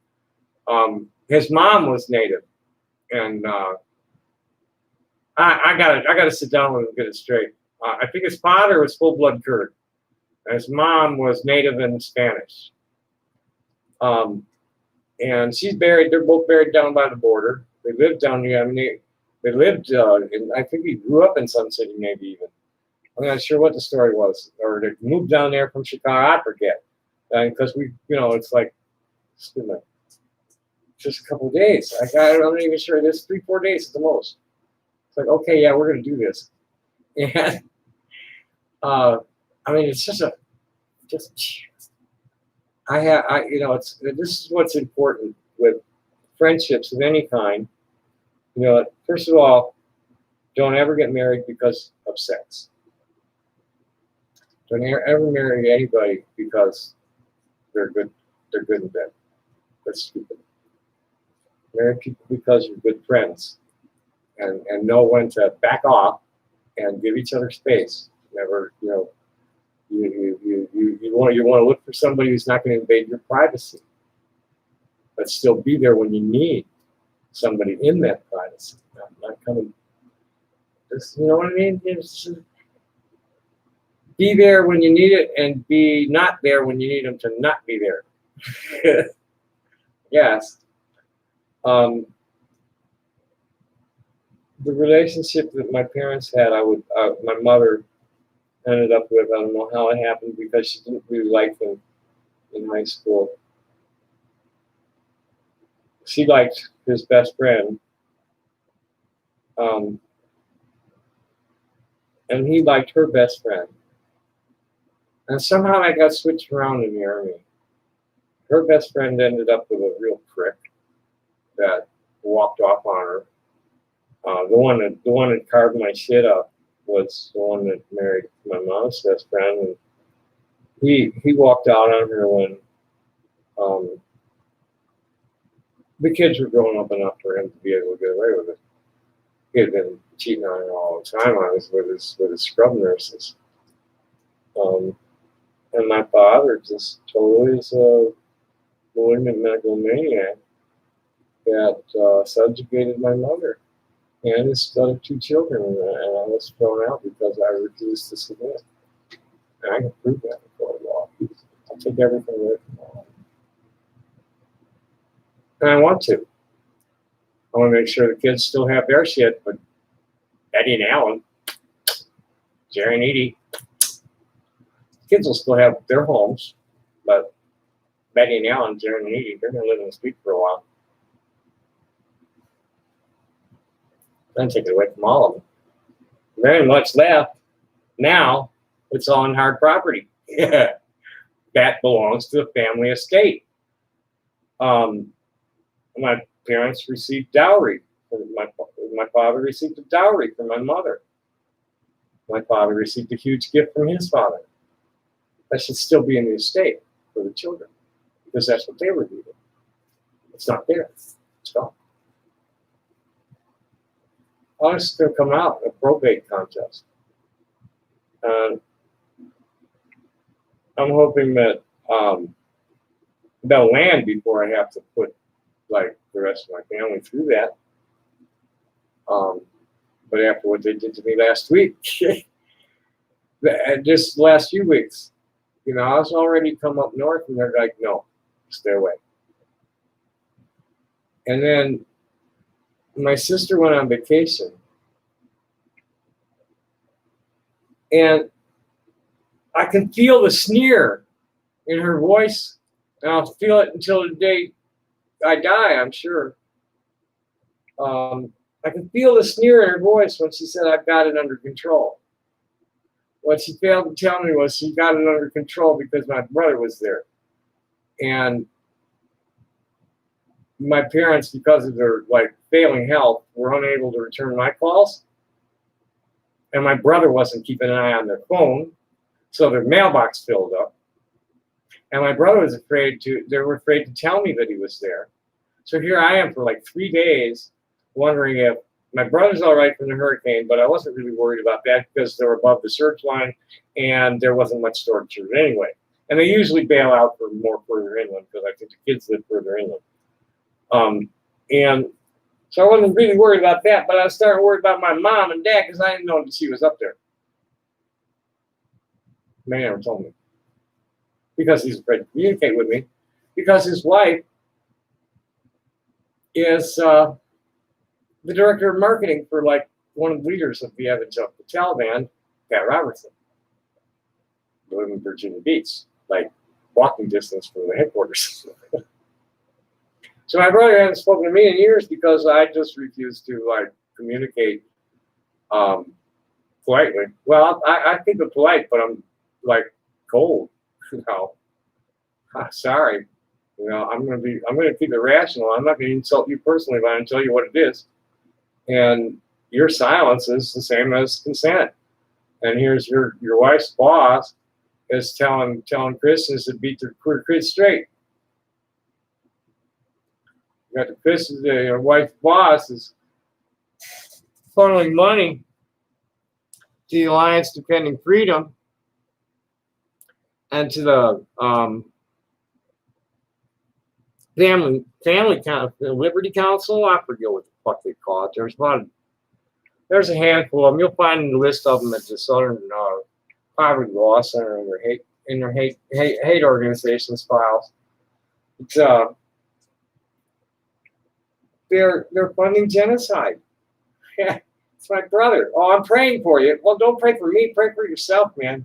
Are you sure you know God? It's okay, well, you believe in God, but I don't feel God acting in you. So how can I say that? Well, that's because I don't believe in God.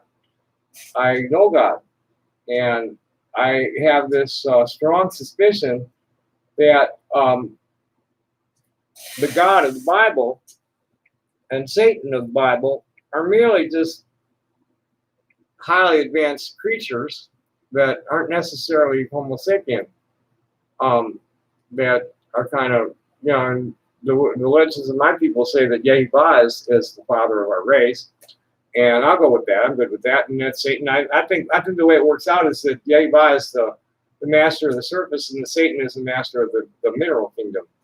There's a molten rock mostly.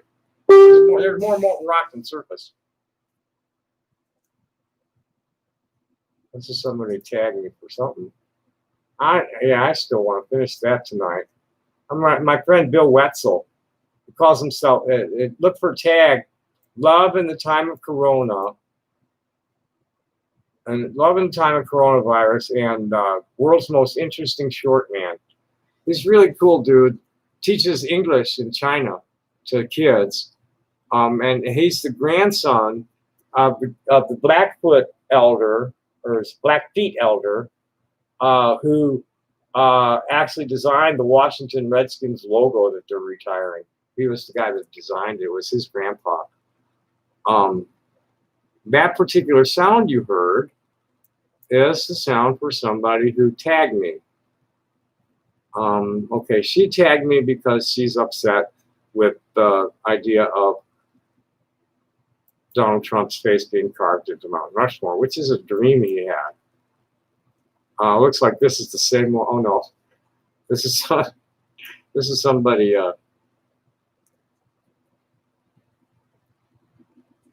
Ha ha ha ha ha! Thank you, Julia Sisu D. My friend Olivia Hope Mateo, as a transgender woman, she's a late bloomer. We called ourselves the late bloomers when we first came out. Around the same time, a bunch of us came out of pretty much square, straight society. Some of them more, how you say, conservative gay world, rather than the really flamboyant folk. We're just regular folks. We're just you look at us, you wouldn't know that we're not cisgender, heterosexual, because we're just regular folks, and not real like openly queer, like some of these queer kids like to be openly queer, and then get on people's cases for like teasing them. You want to stick a ponytail in your ass and run around wearing a fucking horse mask, you're gonna have to expect to take some shit. Really. I mean, it's cool. You want me to call you a prick, I will, but you're gonna have to take the shit.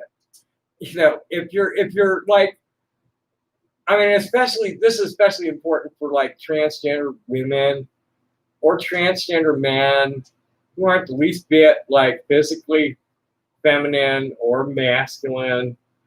If you get misgendered, you're gonna expect to get misgendered, okay? And since you're expecting to get misgendered, you need to expect that the more calm, polite,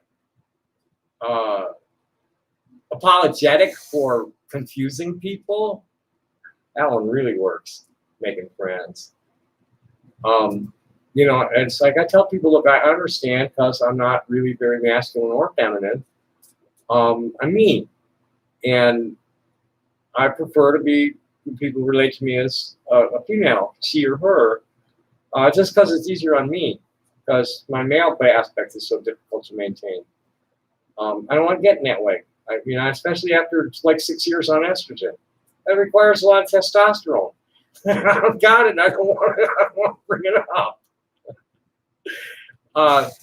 So here, Livy was given a Trans 101 lesson to the idiots. The word transgender is an adjective, not a noun. There is no such thing as a transgender. But there are many transgender people in the world. So the meme from empoweredtranswomen.com, and I won't say anything about that outfit. They're just what they are. They're cool for the most part, and there are some uncool things about it, like anybody else. I'm cool for the most part, and I get really fucking uncool when I need to and want to. And some people take my coolness as being uncool. So that's just the way the world is. So the meme from Empowered Trans Woman, transgendered is not a word. A transgender person is a person of trans experience. See, this is, these people are trying to define things on their own. They're trying to define things on their own. So, and then they get uppity about it in their group. A person whose gender does not align with their assigned sex. That's correct. I don't know why they added the other shit. Transgender is not something a person does, nor something that happened. Right? You can't just go and trans yourself. I hear that one. Oh, well, they're transing their kids. We're born this way, and like we decide to live with it the way we decide to live with it. Period. Some people decide that they're going to socially transition. That's what transing is. It's okay. I was assigned this gender, this sex at birth, but my gender identity is this one. So I'm going to start acting like my gender identity in spite of my birth sex. And then what you have now is what's called the gender role or gender presentation that these people are calling a person of trans experience, which was what kind of like, wait a minute, that's not the universally accepted best jargon. See, this is the problem with transgender people and just people in general nowadays that have been raised on digital appliances and trained to believe, what the pundits say, is that they're not giving any credit to the linguists anymore, or the scientists that are really establishing what is actually true and what's always true, sometimes true, or never true. You got to understand that things are not just true or false. They're true, but this happens when thus and such happens. Things are not black or white. People are black and white. I'm kind of tan and beige. I don't know what color you call that. Flash. I'm flesh tone, and I don't have much melanin. That's all that's going on. The more melanin you got, the darker you are.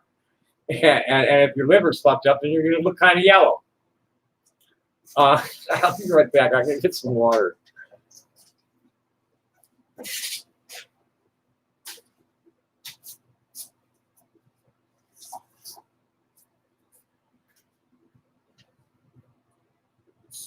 Oh, fuck, I forgot to put this thing in the fridge.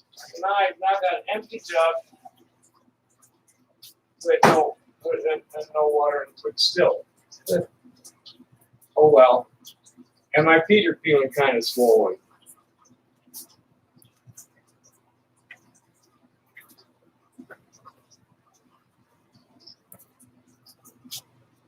So what I just got,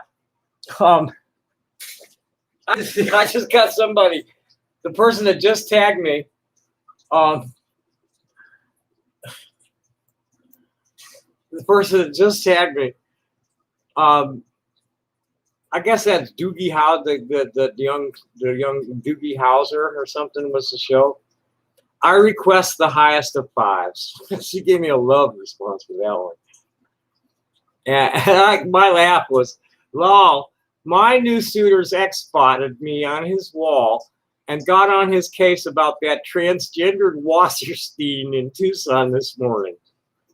So I told him to tell her that there's no such thing as transgender. The name is Wasserberg, and I fart in her general direction. So I got the highest of it. His sister really liked that. And I'm going to go find something. Let's see if I can find it in the gift.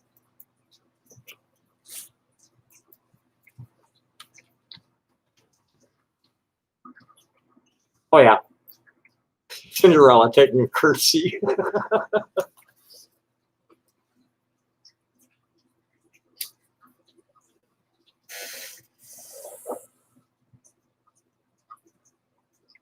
Okay, so let's see what's going on here. We have oh boy, a lot of shit from good old days. You like to write, huh? If you send Tommy Jane, if you use Facebook, I'll accept a friend request on Facebook on my public account. I can't do it on a private account. It's too dangerous with a stranger. Okay, so let me read this for people who are.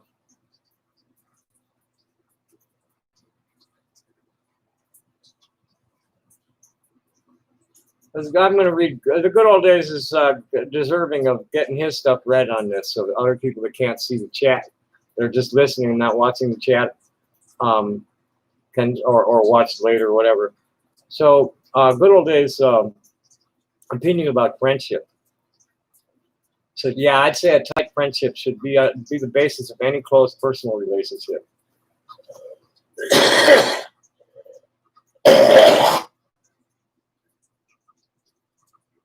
When before AIDS hit, and people were still more sexually,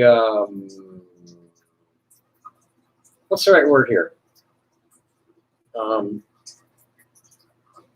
They're more promiscuous. That sounds like my water's still running.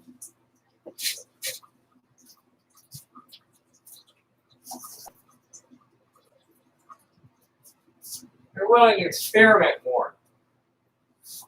Especially after especially after Stonewall, where non-conforming, gender non-conforming behavior and same-sex couples could be more open, live more openly. I think that's a lot of what ruined the movement, is that we moved away from the egalitarianism toward hedonism, and accepting, as Ayn Rand, I remember, was where I'm going to be an individual. I'm going to make it. I guess they meant, I never really read Atlas Shrugged, but the message I got out of Fountainhead was that this individualism was not where you wanted to go if you wanted to like live a righteous life. That these were the people that were degenerate, and that the protagonist Howard Rourke, whose life was destroyed by sticking to his principles, was the way that we wanted to live our lives. But no, Americans decided to, it's the gimme thing. They made new billionaires off the pandemic. They've been, these people are ghouls. The Pentagon's misplaced $21 trillion since 1999, and all the billionaires have it stashed offshore. And then they can't give up 10 cents on the dollar to Bernie to distribute to some social programs. That was, and only about, I don't think there were, I think it was like 13 senators and 17. I think I gotta go look. There weren't many on either the House or the Senate. The Democrats had voted for it. They couldn't give up 10 cents. Okay, so next one, good old days. Next comment: if you're going to put yourself in a situation where you can't come and go as you please, you need to be able to work well with that person. I wouldn't put myself in that situation. I think that is my mother. It's abused people end up getting abused that way. You have to have some freedom of motion. That you can't always be like snipping after each other. You have to trust each other when you're apart. It's codependency when you get too wound up into each other, and my mother was a slave. She was little more than a receptacle for my father's sperm, and a beard, someone to make him look legitimate. It's like Trump. They think of nobody but themselves. These were possessions of his. That's his wife. Those are his children, and his son that rebelled. And he's going to bed forever, at peace with himself for the way he conducted his life. And none of them, I can't put it to my mother ever again. I'm here now. I'm enjoying my life. A man wants to marry me, and I want to be my mother's daughter for the last time of her life. And my father's decided he's never going to talk. He decided he was never going to talk to me 10 years ago. And he lightened up a little bit because my mom made him when I almost got married 2 years ago. And we were doing all right up until the time he found out he was good and dead, but was still walking. And then he just kind of made his peace and blew me up. I tried to talk to him again last week. My mom, he refused to come to the phone. And my mom said, I'd really like to kill you right now. And I said, what? Are you serious? She says, yeah. And I said, why'd you wait so long? I said, I really don't know. And she suffered for the last 30 years of her life with lymphoma, getting carved on and shit, a lot of pain all the time. And all she ever was to him was something to make him look better. Then he was already the best there was, and he just wanted to keep making himself look better without any consideration of it. They never took into consideration how I felt. And I felt so bad after a while with Mom. Was like, Mom, it wasn't your fault. It was Betty and Jerry did this.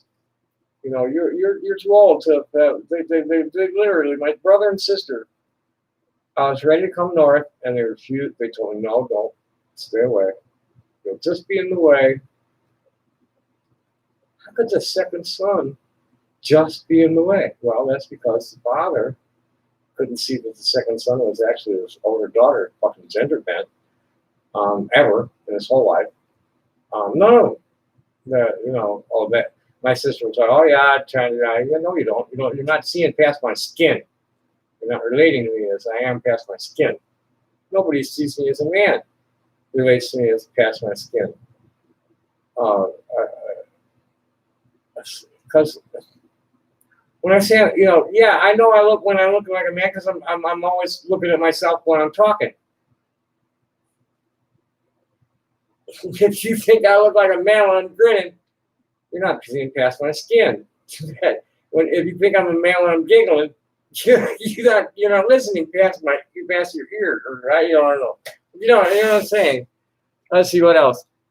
Yeah, I like what you got to say, and I know my friends are gonna like what you got to say. Send me a friend request at Facebook if you use it.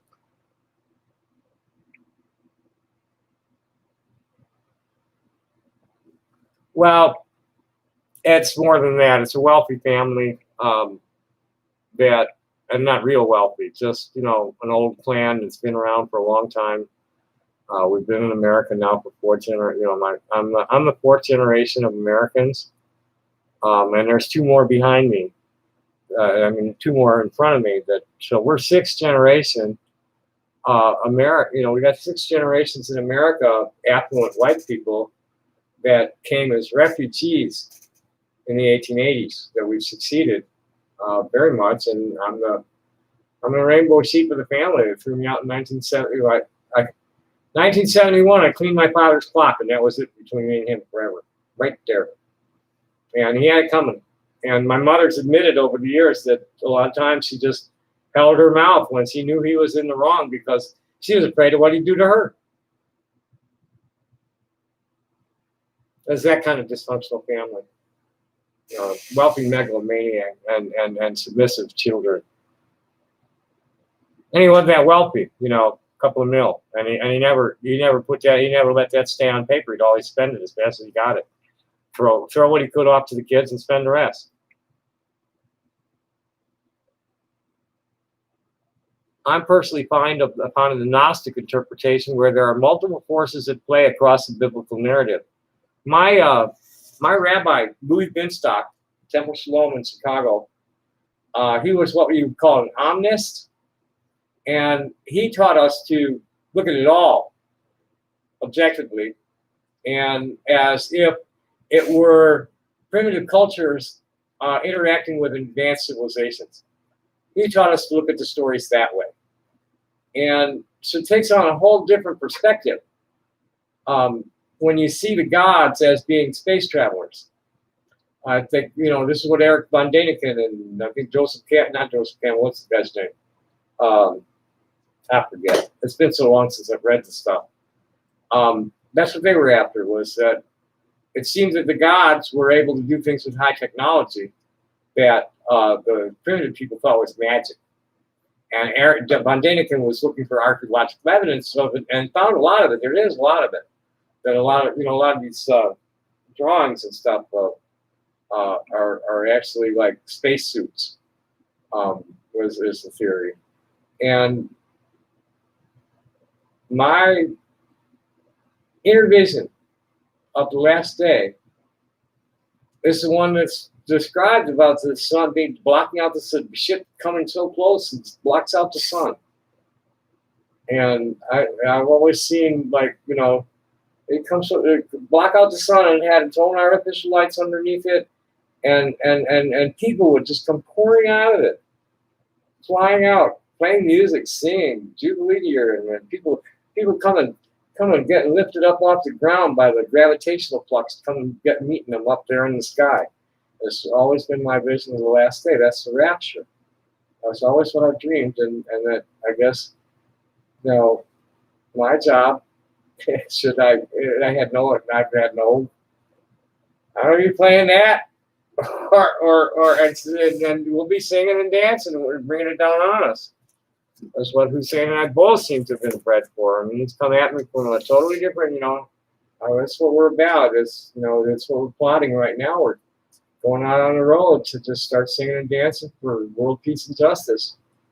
It's like we've always been doing it. Loving the times of COVID. Oh God, it's more than generational, man. They're all racist as fuck. Here's what Good Old Days said. He said, I've noticed a kind of generational divide among LGBT people where the older ones just want to live the way they're most comfortable, and the younger ones are the ones that want to make a statement. Yeah, and they're not respecting the older ones who've been standing all these years taking this shit with dignity, good humor. Go look at some of Carolyn Costy's interviews from around the time she was outed, or listen to some early interviews with Jenny Boylan or Kate Bordenstein or people like that. and it's a whole different energy than what these BLM is three queer. I think it's 2 African Americans and a Latin dark one, and they're queers. And you know the queer POC, man, we'll get to that. We'll get back to the thought I just had. The queer POC have been like ravaging the old LGBTQ advocacy groups by chasing off all the old white women. They did that to Saga. Nobody over 40, but you know, you got to be the militant lefty. We call them trans Taliban. You got to be all militant. You know, oh, I didn't get. You know, no, I'm sorry. We're about being polite and, you know, compromise and patience and all those other virtues. You know, I'm not fighting. You know, I'm not going to fight with anybody about anything. I am what I am, and you know, I'm sorry you get it wrong, and I'm not going to blow up in your face every time you misgender me. That's just counterproductive. You know, being so, you know, what us older queers that are more settled in our ways, and we're okay with the way things are changing slowly, because we can see the improvements steadily. Mainly because we're the ones that are working with the people making the improvements. Okay, you're not gonna get anywhere fighting. You gotta sit down with these people and like run sensitivity training for their employees, so they're not misgendering people. You know, you gotta teach people how to use gender neutral language, so you're not freaking people out. If you don't know for sure that person wants to be called she or her, call them they. Don't even take the chance. Don't guess. Just use they. Get used to it. Well, I'm not sure. They. What's so hard about that? And that's what on both sides of it. You know, most people just wish everybody shut the fuck up over it already. You know, when I first came out into the hippie world, it's like, oh, okay, fine, and then it was cool. They didn't need any discussion. They either got it or they didn't. And if they kept misgendering me, if they got it, they'd start self-correcting and apologizing. And if they didn't, it had to be pointed out to them, and they'd make excuses. So, you know, for baby trans people, you have to like draw that line there, and like limit the number of times somebody can like make an excuse about why they misgendered you, because what it means is they can't see past your skin. They're looking at you from the outside. They're judging you on your parts and not from the energy that your heart is radiating. Nobody sits with me for 5 minutes and accuses me of being a man. Come on. That's crazy. Context is always important. Oh, I hope it's, yeah, right. It's no longer her business, but she gets in his business all the time. That's what he's worried about with me. It's like, this guy's like a global rebel. I mean, this is a revolutionary rebel, man. And I guess she was all up his ass all the time. He's so grateful to find somebody that was on the same page with him, that he could feel confident that he could, like, I mean, we even got past a disagreement about Leonard Peltier and AIM, because he's like, that's his main issue right now, I guess. And I'm like, I'm stepping back and letting this do what it's going to do, because I have some inside information that tells me that I should just not even get into the argument anymore. But that's his main argument. I had to tell him, I said, look, as your woman, I'm going to stand silently behind you on this, but I can't speak at all. I don't have first-hand knowledge to speak from. It's all second-hand knowledge, and it's not good. And that's where that is. Hello, Dan.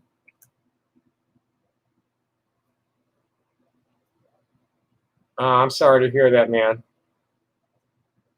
I was trying to talk to all of them right up until like a month ago, when they started like telling me, no, we don't want you there. And I still, you know, my brother hasn't hardly talked to me, and I don't think I've spoken to him on the phone in several years at this point. I mean, the last time I saw him on the phone, he was up in my mom's with the kids, and we had a video call on mom's tablet, and that was it. That's the last time I talked to him, and that was a few years ago. Now it's been a couple of years, and that's the big, like, what the fuck was my sister, instead of telling me, yeah, Jerry's coming to take care of it, it's like, I got it under control. Fuck you. privileged white whore. She's always, she's one of ignorance is bliss. Well, silence is consent, bitch. And staying stupid is what got us Trump. No, I don't. My family's dead. I'm sorry it happened, and my family died 50 years ago, actually, and I didn't know it. I've been dealing with zombies ever since.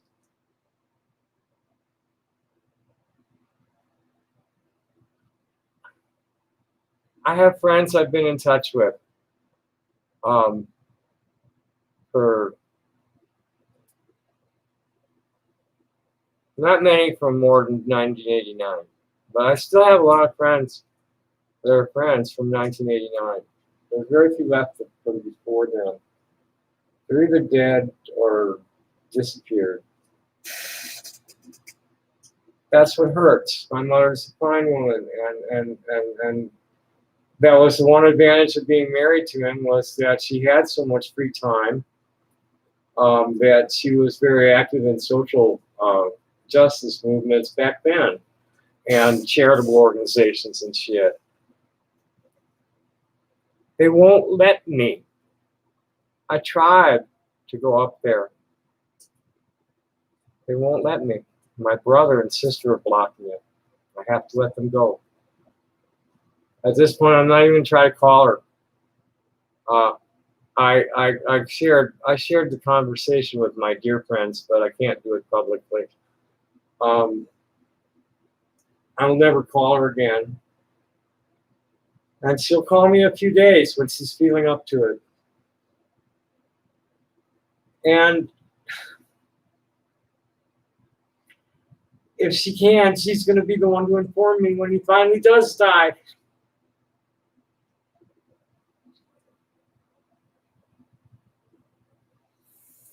Who needs makeup when you got cheeks like mine? L'chaim.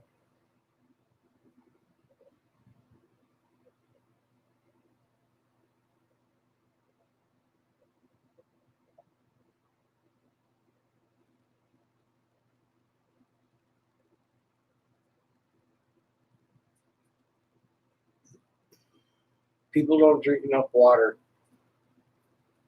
That was half full when I picked it up. I mean, that was almost full. It was only an inch or two. I just dropped that Bubba cup by 3 inches. When I was in grammar school, that's the main thing. Water is life. You don't need much besides water and sunshine. You really don't. You don't need anywhere near as much as we eat. Water and sunshine, you run real good. My siblings aren't moving on. My mother lives right near my sister. My mother never saw me as a daughter. I was always her mentally ill son. Hopefully now she knows me as me. And I'm not really a proper, I'm a hermaphrodite. What can I say? I'm a both. People look at it, are you a man or woman? I don't know. Neither, both. I'm Tommy. I feel more comfortable in a more feminine presentation role, feminine gender role. Yeah, right. Nobody's perfect, and that's another thing our rabbi taught us. So God made us all imperfect on purpose. This is like, here, try this on for size and live life. Go, and it's about growth of the spirit. That it's the overcoming of our own imperfections and learning to be compassionate toward others for theirs, tolerant, patient with them. That's what it's about. Oh, thank you so much, Dan. That's what. No, I never did. I never gave up hope on my father until the other day when he refused to talk to me. It had been going real well. I felt real confident and hopeful that we would be friends by the time he died, and no, he wasn't ready to do that. And then it's so hard for me to talk to my mother because she can't take it. She can't follow me when I'm talking like this at all. She don't hardly hear it. It's just a jumble of noise to her ears at this point. I have to speak very slowly very simply, and give it a chance for her to process what I said. You know, my parents are 92 years old.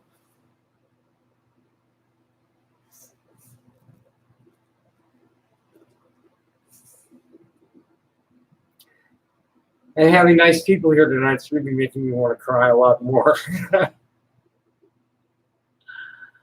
So the meanies have been like really, there's some pests in my life everywhere, and I don't know why I did it at this point, but I went and established my presence in both of them for a little while, saying, "Hey, fuck you." Yeah. I went, you know, it's like, look, A and B, I've been struggling with them for 10 years, you know, to try and give me a contract and give me some control, you know, give me a contract for use of my properties, you know, pay me for fucking turning them into shit and selling it. But I'm sure not gonna license you selling me as a hobo pedophile dog fucker. Sure not signing that 5 cents on the dollar. Are you nuts? You know, and they're just skull fucking me all the time. And then I got this nut, totally insane transgender person. Or actually, this person. No, I'm no doctor or psychologist, but I'm a transgender person who knows more transgender people than most other transgender people do. Or at least has observed them as a member of big groups and administrator, owner of some groups, you know. So I know a lot of trans folk, and I know the game. I know what's real and what's not. As far as trans kids go, and just trans people, trans adults, trans people anywhere. In order to qualify for transsexual surgeries, you really need to need it. You can't want it because there's too much risk that you'll change your mind. That's where that's at. You can't just want it. You have to prove that you need it. This is very important. So, like, here's a conflict right from the get-go, where here's all these gender careers saying, "No, I don't need to have gender dysphoria to be a fruity guy. And I'm a fruity guy, and I'm a woman." No, you're a fruity guy. And you can't just get your dick cut up and turned into a pussy just because you want to. Because the doctors are afraid that down the line, you're going to change your mind and be real upset about it. Like Walt Heyer did, who never was, should have been diagnosed as gender dysphoria because he really had dissociative identity disorder, which is what I think is going on with David Price, because he's just such a fucking loser and a cracker loser. I mean, he's from Crackerville in Aiken, South Carolina, and his family held slaves. And that's all I know for sure about him, other than that he behaves in a way that I used to before I graduated elementary school, before I actually acquired real credentials. He talks the way I used to before I actually earned my real credentials. The same thing with the way he talks. I don't claim to be a woman. I'm a hermaphrodite. I'm kind of both, and this is the way I turned out. And I'm Tommy. I'm pleased she and her because it's very uncomfortable for me to go to the town to the he and him. And most nice people say, "Okay, cool, wow," and either want to know more about it or move on because they don't want to pry. And I like that a lot. I mean, really, my best days are when people are like, "Oh, okay, cool," and I'm part of the party. I don't have to be talking about transgender shit. And it's the same way with most of us. We don't have to be preaching to people, and people won't be preaching about it. They're either cool with it or they're not. And if they're not, they get the fuck away from you. And if they don't get the fuck away from you, you get the fuck away from them. Don't fight with them about it. Just go somewhere where people are cool with it. What's so hard about that?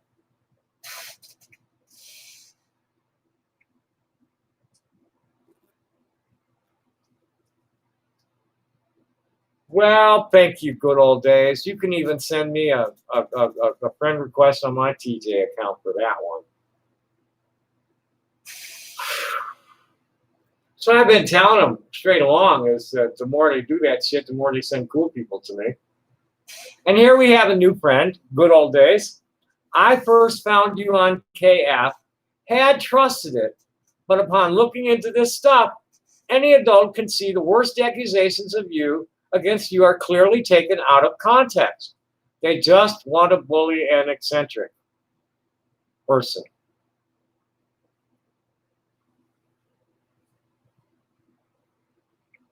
And yeah, my fucking hands are dirty because I live a dirty life. I'm not afraid to get my hands dirty. The fuck? That's silly. And I've been here 2.5 hours, and I want to end right here because I still have some work to do that I can't do while I'm streaming. So please send me a friend request, any of you. Giselle, send me a friend request. Dan, I warn you about my private account, though. It's better to send it to Tommy.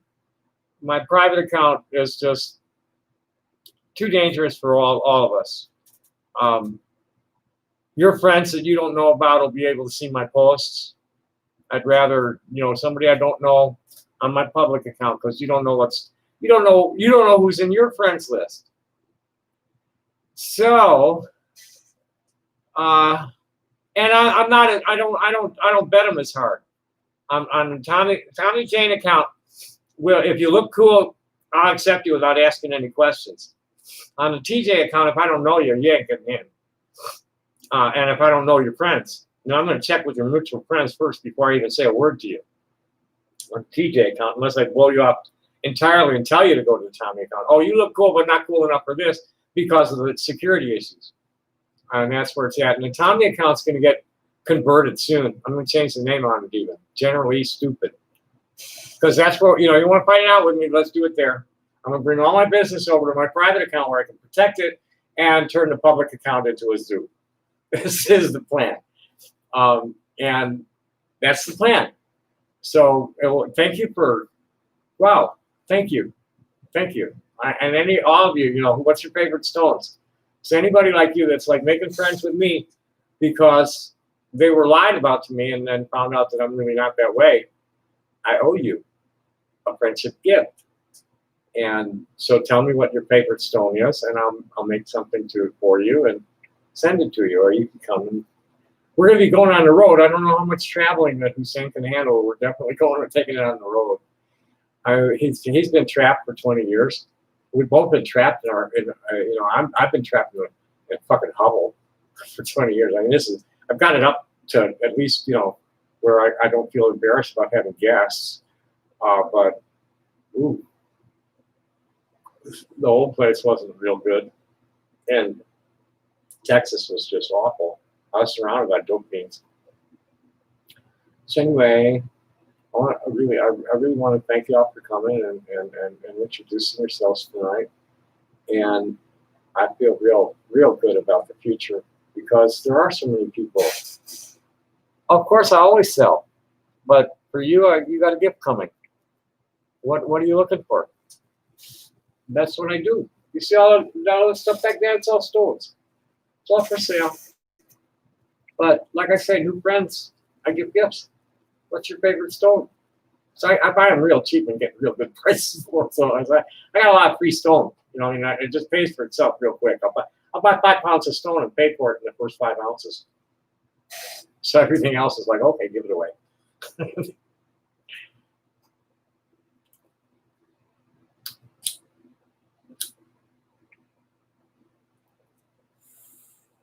That's I'm so happy.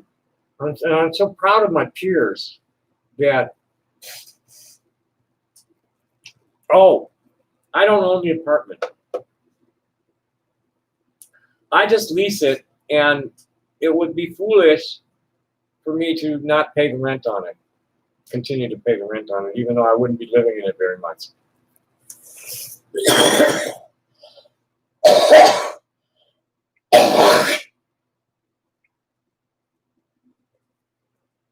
Because it'll always be here for me or Ariana anytime we're in town. So I'm going to keep the rent. I'll be moving in with Hussein But we're going to keep the business here. I'm going to take out anything valuable. You know, I'm going to strip everything valuable out of here and bring it up to Sun City. And just, you know, leave the shell of the office here. I'll leave a computer and a monitor, and that'll be it. I might not even leave that. I don't know. Well, I probably should. I don't know. But I'll leave the basic living stuff mostly here, because Hussein's got plenty at his place. And the tchotchkes. I'll leave the cheap stones. I'll leave the cheap stones laid out for sale for anybody who's here to sell cheap stone. I'll take the really good stuff. I take the good stuff with me wherever I go. But I got stone that I sell for as little as $10 for $1, and I got stones that aren't going anywhere for less than $1,000. And that's what I do. And I got, you know, we're Hussein's a composer. We're already making up songs to each other. I'm really excited. I'm so excited. Oh, look at the color of my cheeks. There was one sister at Kiwi Farms. I don't know. I got a little stubble now, but I was like, I just come out from underneath a bentonite clay mask. It's just glowing. And she thought I had the wrong colored lipstick on because my lips were too pink. But no, we're keeping the apartment. Thank you. We're keeping the apartment, and but just as being here, you know, I'm not sure which, you know, Hussein and I are going to do a lot of traveling, but never know what direction we're going to leave out from. I need to get up to Flagstaff and find some old friends just as soon as possible, and I need to meet with some current friends in Sedona also as soon as possible. So probably.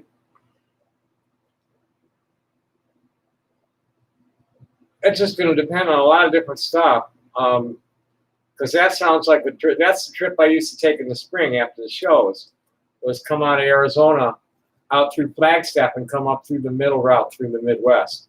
Was my spring tour for us. I used to run when I was on the road. I don't know what Hussein was doing. I think he was more like one of the upper crust that just fly around to wherever they had to go, because that's what his father did. His father was a Kurdish freedom fighter that was exiled or something. I don't know. I don't know the details yet. I'm going to have to sit down with him before I can start talking like what really happened with him. But my route was out here in the winter for the gem shows, and then just depended. One year I went straight east because there was something going on, like the Jazz Fest. We hit the Jazz Fest in New Orleans. Or I'd come up through Memphis. I always came up through Chicago. We always come up and got the Midwest leg of the Dead tour. I was at in 1989 was the last Alpine Valley show, and then I go from there to Chicago and Soldiers Field and Deer Creek and Indianapolis, across the Buckeye Lake, which I think is Columbus area maybe, or kind of out in the middle of nowhere where you can hit it from Cleveland or Columbus kind of thing. And then on up into New England for something or other. Or sometimes the tour guide and I followed Jerry Garcia band to Hartford, Connecticut. And then we heard that Greg Allman was playing on Hyannis, so we zipped out there to see that. One year we went up the Highgate show in Vermont. And then I spent the summer in South Fallsburg, which is in Sullivan County on the other side of Highway 17 from Bethel, which is where the Woodstock thing was. And that was nice up there. I lived in a campground with hookups, you know, so I had electric and water right there at the campsite. And it was only a few $100 a month. And I'd have deer come up in the morning, and I'd go out for breakfast. I'd go take a cup, and I'd go and collect a bunch of blueberries. And I work at flea market once or twice a week, you know, Saturdays and Sundays. I worked at flea market. I wintered one year. Then I'd go down the coast to 1989. I was in Washington when Hurricane Hugo hit South Carolina, and I had a black hippie in a shotgun seat. And boy, nobody wanted. You know, we got down there Like the day after, we were there the day after, and what a mess. What a fucking mess. The eye slammed right into the Santee River and broke all the trees in the forest. Broke all the trees. Trash, totally trashed Charleston, downtown Charleston. It's totally trashed. And all these barrier island communities were washed away, and the ones on the shore. I mean, there was like I saw this one. I mean, I saw this one harbor where like the boats were piled up. They were all these small, like 15 to 25 foot. No, they weren't that big. It was like 15 to 20 foot boats, or maybe more like 12 to 18 foot boats, right? Little runabouts and shit. This giant pile of them. This huge pile. It was like they had been like piled there. I mean, it's just a giant pile. And there was this one village we come to, Copaheat. Well, they didn't want anything. They couldn't get rid of us fast enough. I had a mobile kitchen and an aid station, and nobody wanted us because there was a black guy and a weird hippie. South Carolina. It's the most xenophobic state in the union, which is where his deep prices from. He's Aiken, South Carolina. This guy's going nuts over there. I suppose you Kiwi farmers already know about this. It got so bad, Feline Dark Mage actually apologized to. I won't say what she's posting at as AMB now, but Feline's over at AMB, and she hit me up in private and to apologize. We apologized to each other actually because I made some untrue, improper assumptions about her based on the way she was acting toward me. But she apologized for it. She realized, she was a Truscum. Gender's not binary. It's just not. And sex really isn't either, because I'm a third sex. I'm hermaphrodite sex, and my gender is female. There's nothing male about me naturally. Everything male about me is like really uncomfortable for me to go to.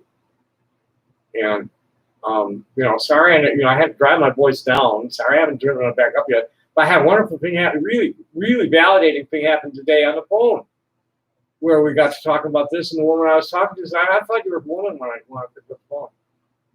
Oh, great.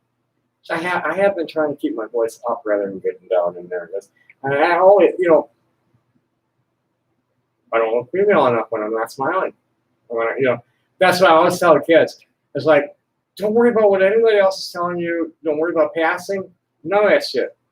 What's important is that you can smile at yourself in the mirror and that you feel comfortable in your skin as you move through the day. If somebody doesn't like the way you look, that's their problem. It's feeling comfortable with yourself, feeling comfortable with people that are near you. That's all that's important. Contentment. That's what King Solomon was talking about in Ecclesiastes. So that everything else is just vanity, chasing after wind. If you're not content, if you're not at peace with yourself, that's all that's important. We don't need much. We really don't need much.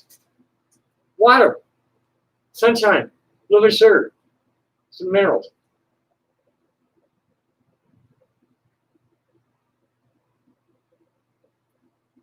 Really, in that way, we're not that much different than plants. We don't need to be killing animals all the time to eat them, because we don't need to eat them that often. In ancient times, I'm from a hunter-gatherer agrarian. The Levant, what's called the Middle East now. That region is where it used to be in ancient times. It was called the Fertile Crescent, and it's where agriculture grew up. It originated in Palestine, pretty much. And I'm not even sure where to go from there, because there's so many different directions to go. Like the Sahara was at one time lush, but it got overgrazed, and they lost its topsoil. And now all through there, started the Arabian Desert. That was all lush.